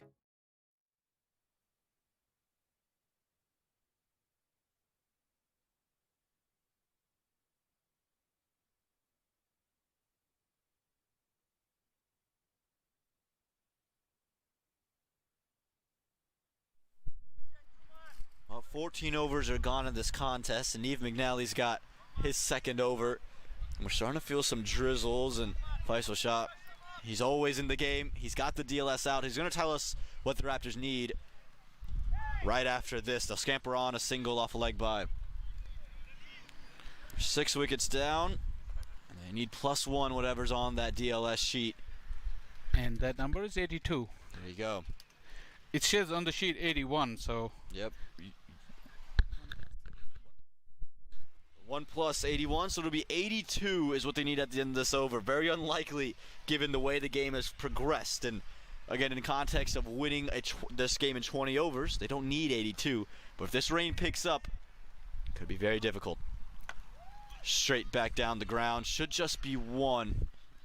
And we talked about it in the first innings with the Raptors. Their boundary fielders were very tight to the rope. This time you saw Siddiqui, he was almost 3/4. He was in, not expecting the ball to carry past. And see him now, he's barely outside of that 30-yard circle. Okay. Yeah, that's experience. Sometimes your captain doesn't need to tell you that you got to be 5 off of the line to save 2. It's your own judgment. Full toss put into the offside, and they'll get 1 for it. And those are the deliveries that we've seen typically get hit past the rope, and that's where you can find runs. But this is something you can just see if you're the Raptors. Okay, they're bowling fuller. There's an opportunity to score on those types of deliveries. The more we get of those, you have to fancy your chances. Is that the mindset of the bowlers again? Getting into the last third of the innings, they think of death bowling. They want to bowl Yorkers, which is not needed on this pitch. But we've seen that the Raptors bowlers, they succumb to that mistake. Looking to go straight back down the ground. It's an inside edge. It's running towards the boundary. Work to be done for and won't get there. It'll be 4 runs. Not the way he wanted it, but he'll take them nonetheless. Once again, that fuller length, searching for that Yorker. That death bowling mindset takes over in this stage, which is not needed. We've seen it many times in this game. But now, the Raptors are up with the run rate for the over. Thick inside edge. It runs very quickly in that direction, downhill. Another mini conference. You could tell that it's tight, and Lightning realized that. Yeah, and especially with the rain coming down too, you don't want to give up those runs that we mentioned. You needed 82. They're at 74 with 2 balls to go. A couple boundaries can change the complexion of this real quick. Better length, but really well carved from Nanani. He's going to get it out into the offside. It won't go to the rope, but well done. Gets 2, and Ryan Wiggins loses his bat on the way through as well. Well.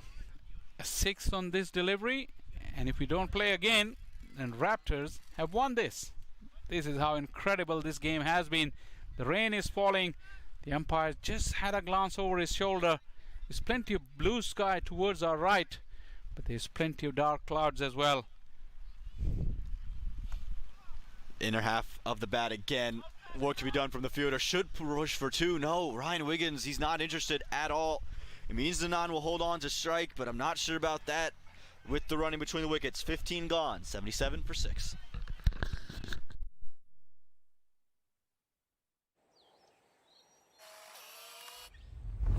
It's an impossible shot.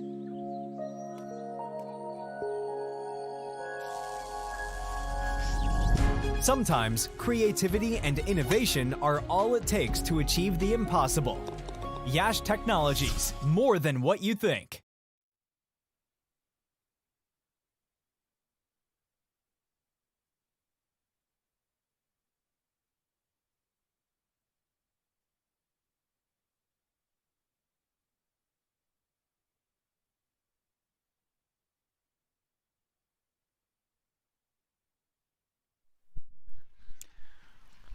Well, if Raptors doesn't lose a wicket, and in this over they scored 9, they would have won this game. If it gets called off. If that happens to be the last over, you corrected me, Aman. Thank you very much. Yeah, and the rain is falling though, you have to say. So drama. But it's that man again, Fani Samatri. 9 runs against him won't be an easy task. And this is what I like. This is what I like to see from the skipper. He's understood that they have to go for the kill. Now, keeper's back, so I'm interested to see this now.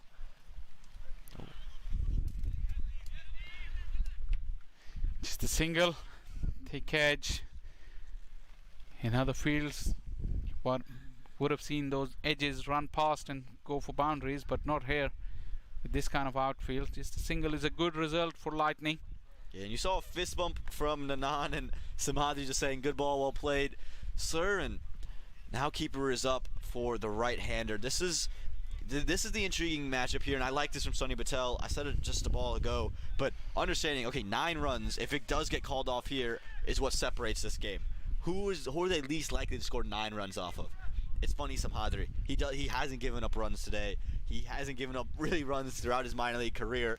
And on the tough wicket, while it's coming down a little bit, with a new bat, Ryan Wiggins out there, this is the moment where you can kind of seal this match off. And also a wicket will make the equation even difficult. Low full toss, carved away, but the field is well set. Just a single. Lightning wouldn't mind those. Got away with it, Samhadri, and he gets away with it because of the revs he puts on the ball. Gets it to dip, so you expect it to play maybe around your knees and end up playing it at your shins, and all you end up really doing is slicing the ball at that point. So that's why Samhadri is so dangerous. Dane Pete once told me the most underrated delivery, the most dangerous delivery in T20 cricket, the low full toss, and that's why. Another single, and another thing is with Samatri's variations, you just cannot line him up, so you have to watch the ball mid-air till mid-pitch, I guess, to know that what you're going to do with it, unlike some other bowlers where you can line them up from the hand, and as soon as they release the ball, you know what's coming your way. 3 singles though. Morrisville Raptors are keeping themselves in the game. Yeah, and the rain isn't picking up enough to where this could be the last over. It's in the air, but forget about it. That's gone all the way. That is a telling blow from Ryan Wiggins. Well, length has been so key. What have we said? When you go full, that's when you can get punished, and this isn't Ryan Wiggins' arc. This is where he loves to play it.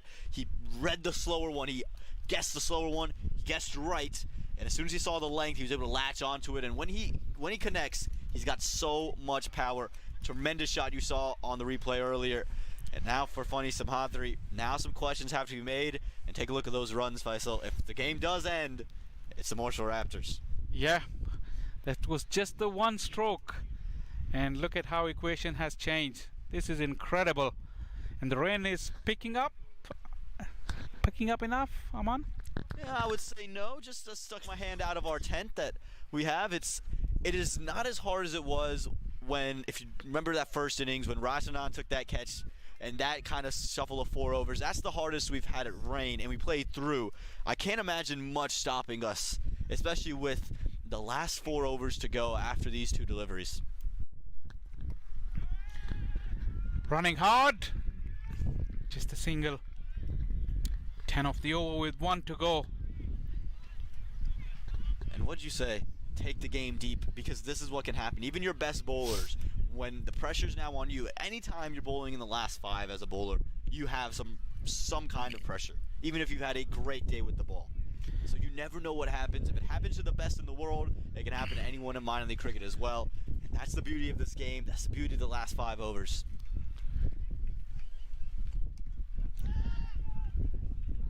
Dot ball to end, but still a very good over there for the Raptors. A lot to think for Sunny Patel in terms of his bowling options for the remaining 4 overs. 16 gone, 87 for 6.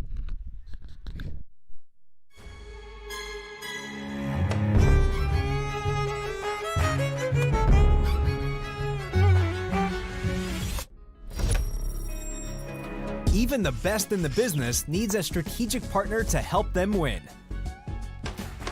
Yash Technologies, more than what you think.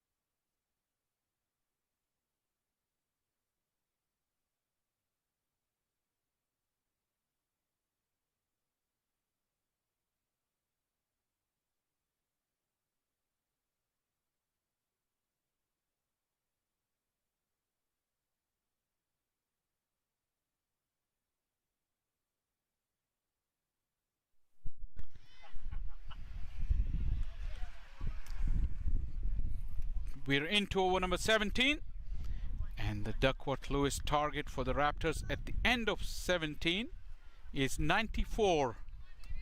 They're well and truly back into the game.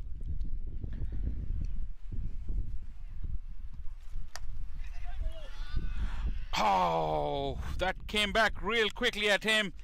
Probably because of the background, he couldn't see it. Late to react, got a little smile on his face, but the opportunity came and went. It was hit so firmly back at him. Really did well to get his hands up. It was very quick in real time as well. And the right idea from Ryan Wiggins. Wasn't trying to maneuver himself, just trying to hit it straight back to safety. But now he ends up saving probably what could have been at least a couple of runs. And again, with McNally, this is his third consecutive over. It feels like he'll have to go into his fourth straight. And he's done really well. Again, what he has to avoid here is falling into the trap of going full. Hit the deck, use the surface, let the surface talk. You go full, that's the only time you've given up boundaries.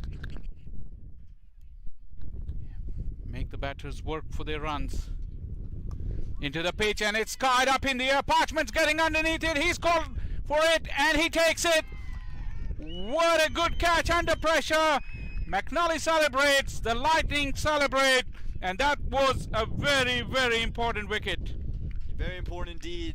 Gets rid of Rajanan, the set batter, and it changes Duckworth-Lewis, but dug into the wicket, skied straight up. Parchment was pressed against the boundary, did so well, ran all the way inside the circle, got underneath it, was so quick to it, and once you're settled underneath it, very hard to drop those. And Rajanan has the hopes of the Raptors left with him. We'll only have to wait and see, but the Lightning, they're not out of this yet. Rajanan goes for 18, Raptors 88 for 7.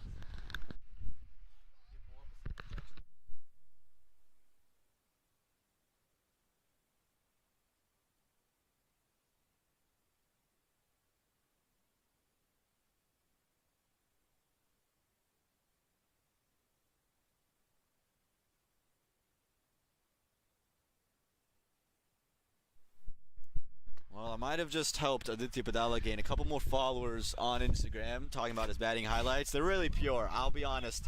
It's a treat to watch that, but different challenge, different task, different league.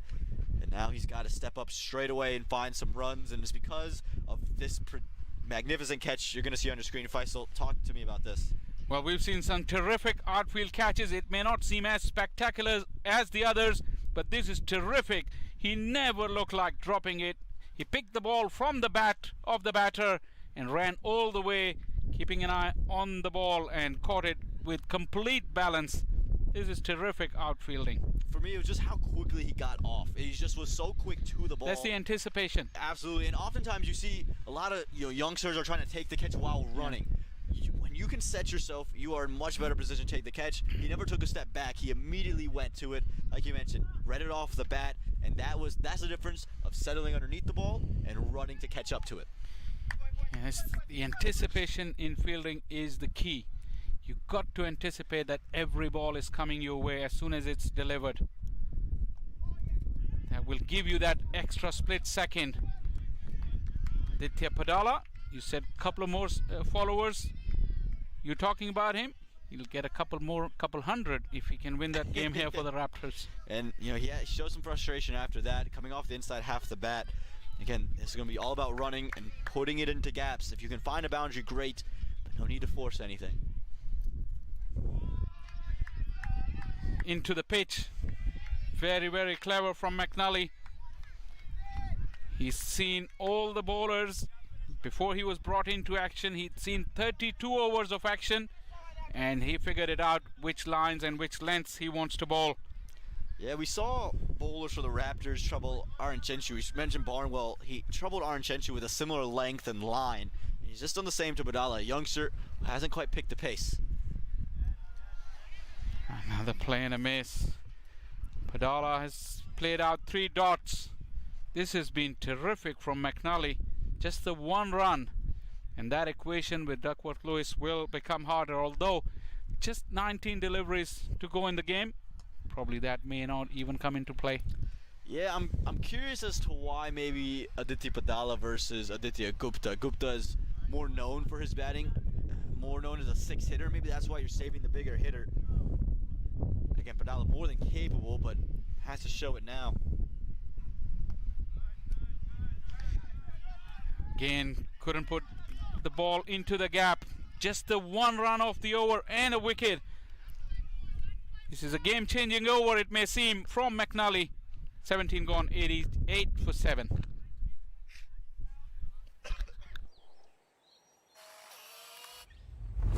It's an impossible shot.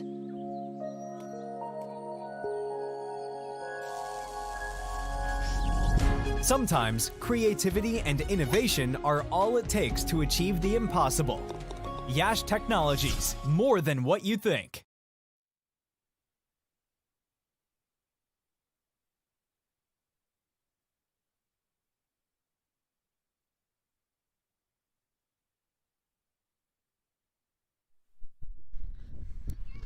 18 deliveries to go, 26 needed. Still just a couple of blows can change the equation very, very quickly. Siddiqui 2 for 13 of his 3 overs, of which he went for 10 in his 3rd over. 10 run over is that Raptors will like really at this stage. Yeah, it almost feels like you're going to need to crave a boundary here. Run rate's starting to trickle up towards 9 in the required section. And Siddiqui's last over, what Siddiqui has to avoid is falling too full and falling down the leg side. If he can keep himself on the off stump and on a length, it'll be good. And this seems to be a trend for Siddiqui. I think anytime I've ever seen him play live, he's at least once missed the run-up because of the back foot. Not because of where the front foot lands, but because of how his back foot plants into the ground. It's just always interesting how particular, you mentioned the pads of Soeb Dai, how particular these cricketers are and how they want everything to be just right.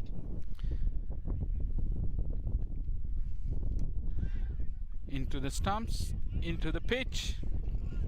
He went flatter on that occasion. That's the right way.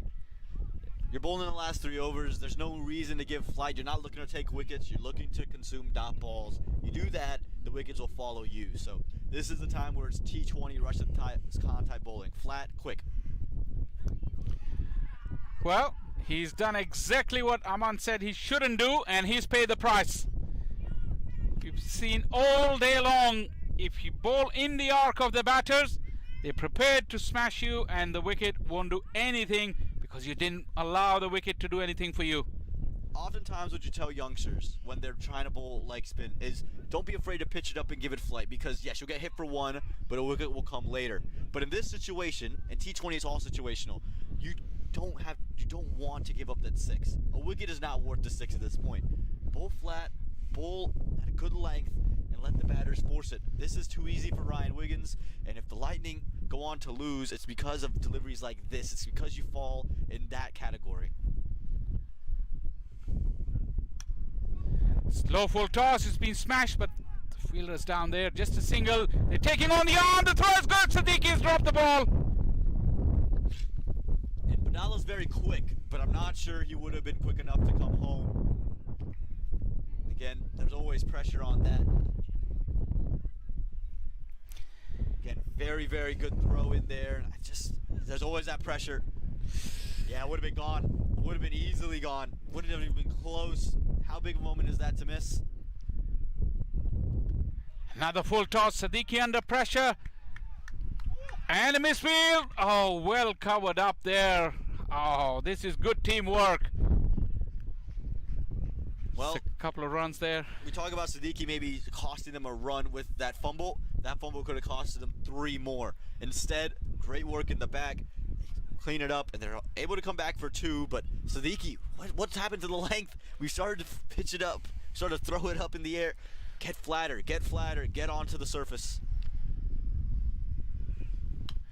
Again in the arc, but this time towards the offside. Yeah, that first delivery of the over into the wicket, into the stumps, a dot ball. After that, a flighted delivery, a low full toss, another full toss, and another floaty delivery outside the off stump. And this is like 11 of the over. And that's the killer. It's now, yes, they've only hit the 1 boundary, but you've given them opportunities to score. You only have 15 runs left in your arsenal across 2 overs. It's not a lot of runs. Yes, it's more than 12, right? But you have to do a lot of really good work here. Funny Samadhi, of course, is going to have 1, but could have really made the task even more difficult. The Raptors have to swing. They can't just sit there and block you out anymore. Make it difficult for them to score. This is shot, it's set up, and that is a telling blow. Siddiqui finishes off with an expensive over, and it looks like at the last stretch, the Morrisville Raptors, they're gaining the upper hand. Well, he just overcorrected. He went slow and very, very slow, and it caused him to drag it down a touch more. Padala was able to get everything behind it, and those Instagram videos are paying off. He's hit 1 all the way for 6. I'm sure that'll be up there at some point. Aditya Padala has made it 9 from 2 overs, 105 for 7 after 18.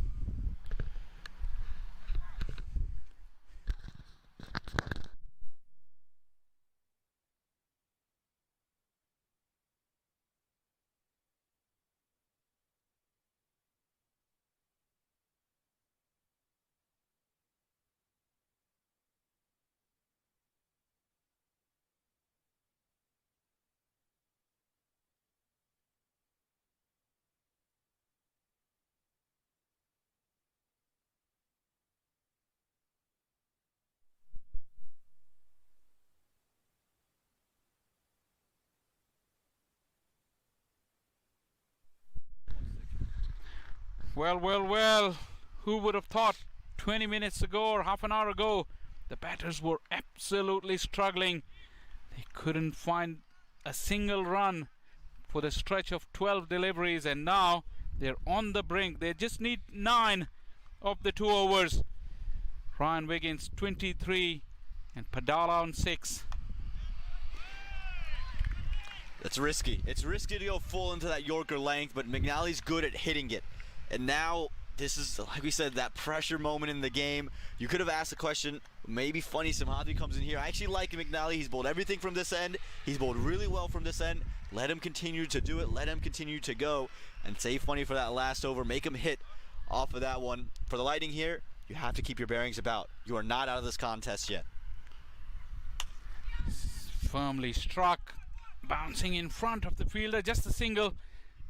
Padala is quick, but not quick enough.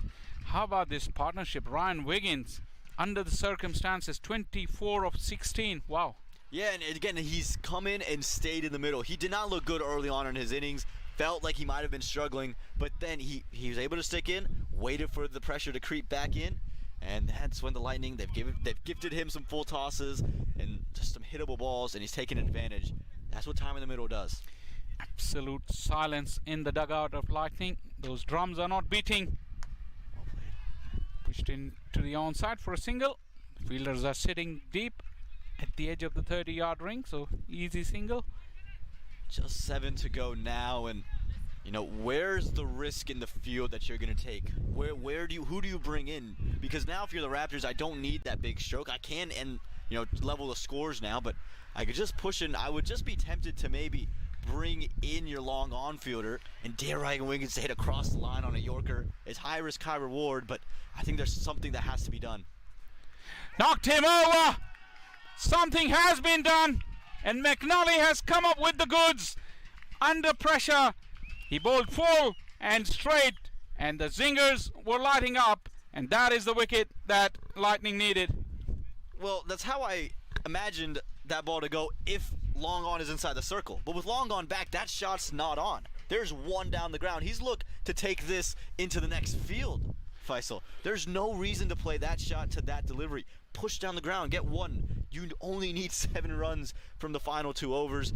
I think Ryan Wiggins, he's done so well up to that point. It's really a brain fart there. Yeah, it was a brain fade. He just caught in the adrenaline rush. So he could finish the things off with one big hit, but it was under his bat. And he didn't even go straight. He went across the line, missed it completely. And that is the wicket that has brought this game back into life. 7 needed of 8 deliveries. And now with 8 wickets down, Aditya Gupta has walked into the middle. Yeah, and for Adi Gupta, this has really been a long road back to minor league cricket. In 2021, you would have never expected him to not be in a minor league team in 2022, but the injuries kind of took a toll on him. And he, back in the heyday, was known as a big 6 hitter, made his way into the under-19 team in 2021 because he took Rohan Bosanapalli, maybe the quickest guy at that Nationals, for 4 sixes in an over. That's what he did to the quickest bowler. They said, yeah, he's got to be in this team.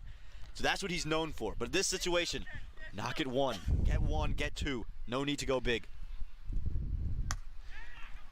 Knocks it into the gap, running hard. Chance at the keepers, and no, they decided to not go. Oh, just a single. It looks like it's drama right till the end. What else would you want, though? This is what we've been craving. This is what we've been waiting for all year long. We finally made it to the end of August into September. This Labor Day weekend. It's how I want to spend every Labor Day weekend, watching minor league cricket games finish like this. And again, good for Adi Gupta. Gets the 1 there. And for Aditya Badala, don't get carried away. Don't try to play hero. You have 2 wickets in your hand. Just play 1. It's now a run of ball going into the final over. Go ahead, take your 1. And get yourself back on strike for the final over. As he pulls away, surveying the field. Third is up in the ring, so is fine leg. Any nick down in that direction runs very quickly. But this one came off the middle of the bat. Oh, just straight to the fielder. It absolutely screamed away to that fielder. Few yards either side would have been a boundary, but Padala will take the single and he will take the strike in the final over. The Raptors will need 5 when we come back.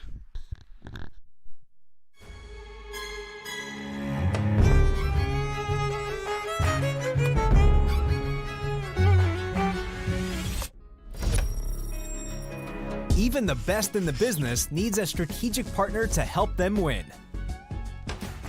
Yash Technologies, more than what you think.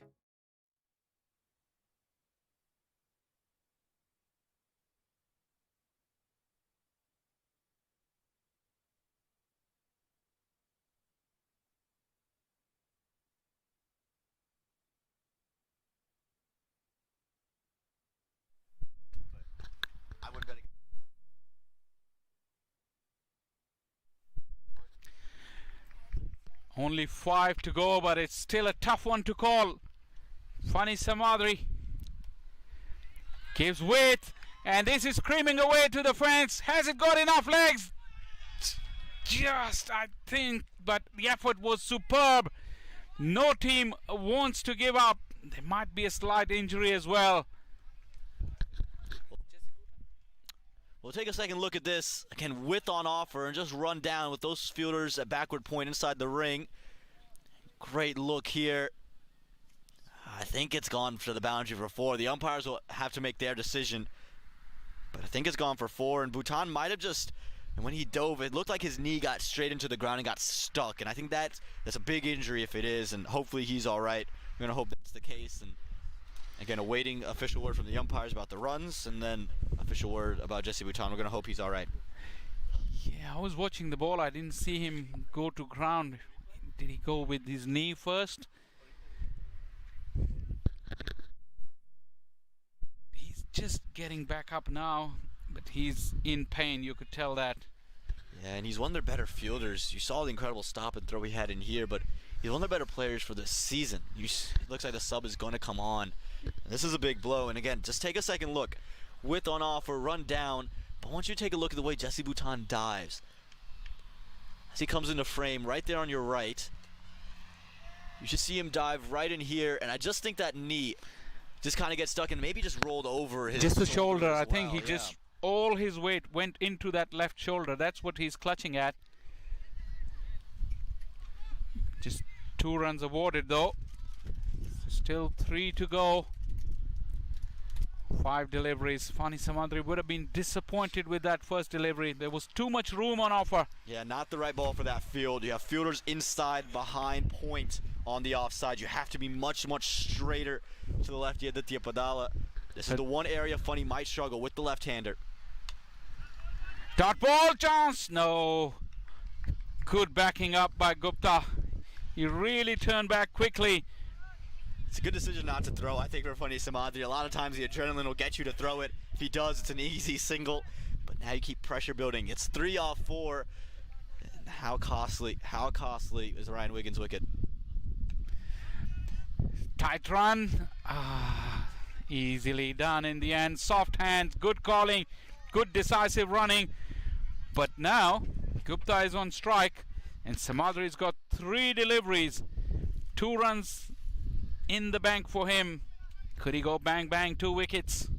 Yeah, could do that. I think the fielders are just touched too deep inside the ring. I think you might want to play a couple steps up, understanding that the batters are going to play with those soft hands. If they dare them to hit over you, right? We haven't seen it a lot off a length, especially against Funny Samadri. They just maybe take a couple of steps and dare the batters to go the aerial route to find those 2 runs. Again, the anticipation, the understanding that where you would be to save that single. 2 needed of the last 3. Off the edge, it flies into the gap. And that will seal the victory for Morrisville Raptors. Having looked in trouble for most part of the innings, they've come good towards the end. And they will cherish this victory on the opening day of minor league cricket. Yeah, Funny Samadri still on his knee because he can't quite believe it. It's come off the outside edge of Aditya Gupta, but it's enough. It's gone in the gap. It's gone for 2. He was yelling in celebration. A big hug lifts up Aditya Padala. He'll call him Mama as he screams as well. Well done by the Morrisville Raptors. It was a game that went back and forth pretty much the whole way, and the Raptors held their nerve and got through on opening day here in Labor Day. And Aditya Padala has been able to create some wonderful content now, and you won't blame him for that. His batting has come good when his team needed it the most, and like I said, they will cherish this victory. Coming from behind, they have really been resolute and never give up the fight. That's the best thing about it. It was difficult, the wickets fell, the runs were hard to come by, but they hung in there and took the chase deep, and in the end got home with 2 balls to spare.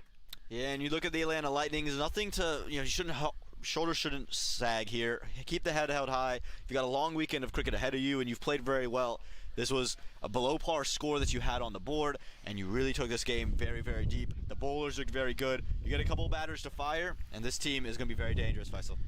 Exactly, and at the halfway stage, we exactly said that they're just below par, and 2 deliveries and 2 wickets, that they fell behind on that. 113, it felt like that, but in the end, the Raptors will take the victory. We enjoyed our first day of minor league cricket. I'm sure you enjoyed it listening and watching it, and we look forward to your company. We have plenty more action coming your way. Alongside me is Aman Patel. Thank you. Your final parting words for tonight. Yeah, thank you guys for watching. And again, Labor Day and minor league cricket doesn't get much better. Make sure you come back to us tomorrow. We got a doubleheader right here from the Buttermere Sports Complex, 10 a.m. and then at 2:15 local time. Make sure you're here. Got plenty of exciting action to come.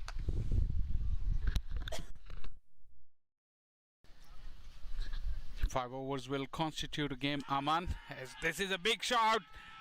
Big appeal. Wow. They really put umpire under pressure. Nuruddin. 4. Can't lose.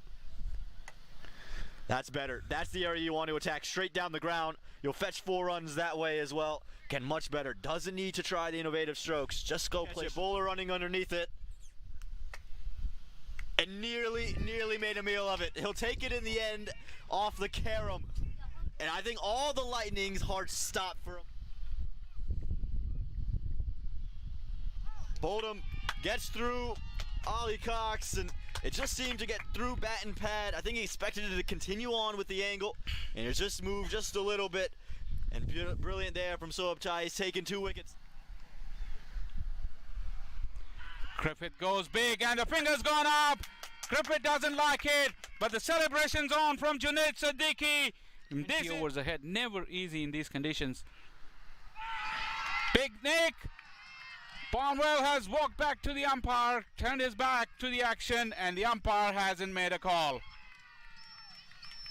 And finally, wow, what drama. Belated call. Finger has finally find the bat. Just put bat to ball. This is a big heave. And chance. Oh, it always was going away from the fielder on the offside. Strays onto the pads. That's the stroke that the Raptors needed. Breaks the shackles. Wijeratne with a maximum. Short into the leg side. Cries of catch it and does it. Ball just never got there. Some pace, so they can split those overs up. As you see a big sweep into the leg side. There's a fielder there, but all he'll do is watch it sail past the Lightning tent there. Not the way. This should be out. It looked like there was a sound. It sounded like it from our vantage point. And given in the end, could be the last over.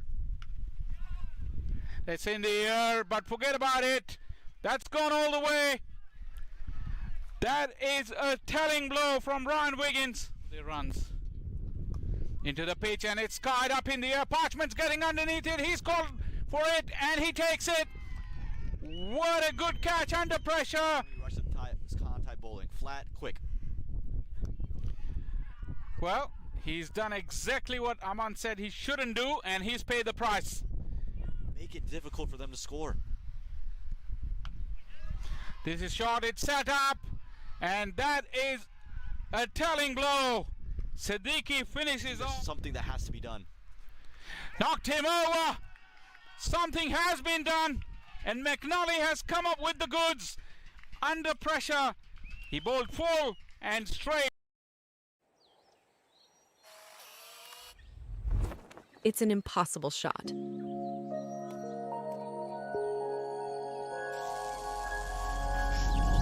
Sometimes creativity and innovation are all it takes to achieve the impossible.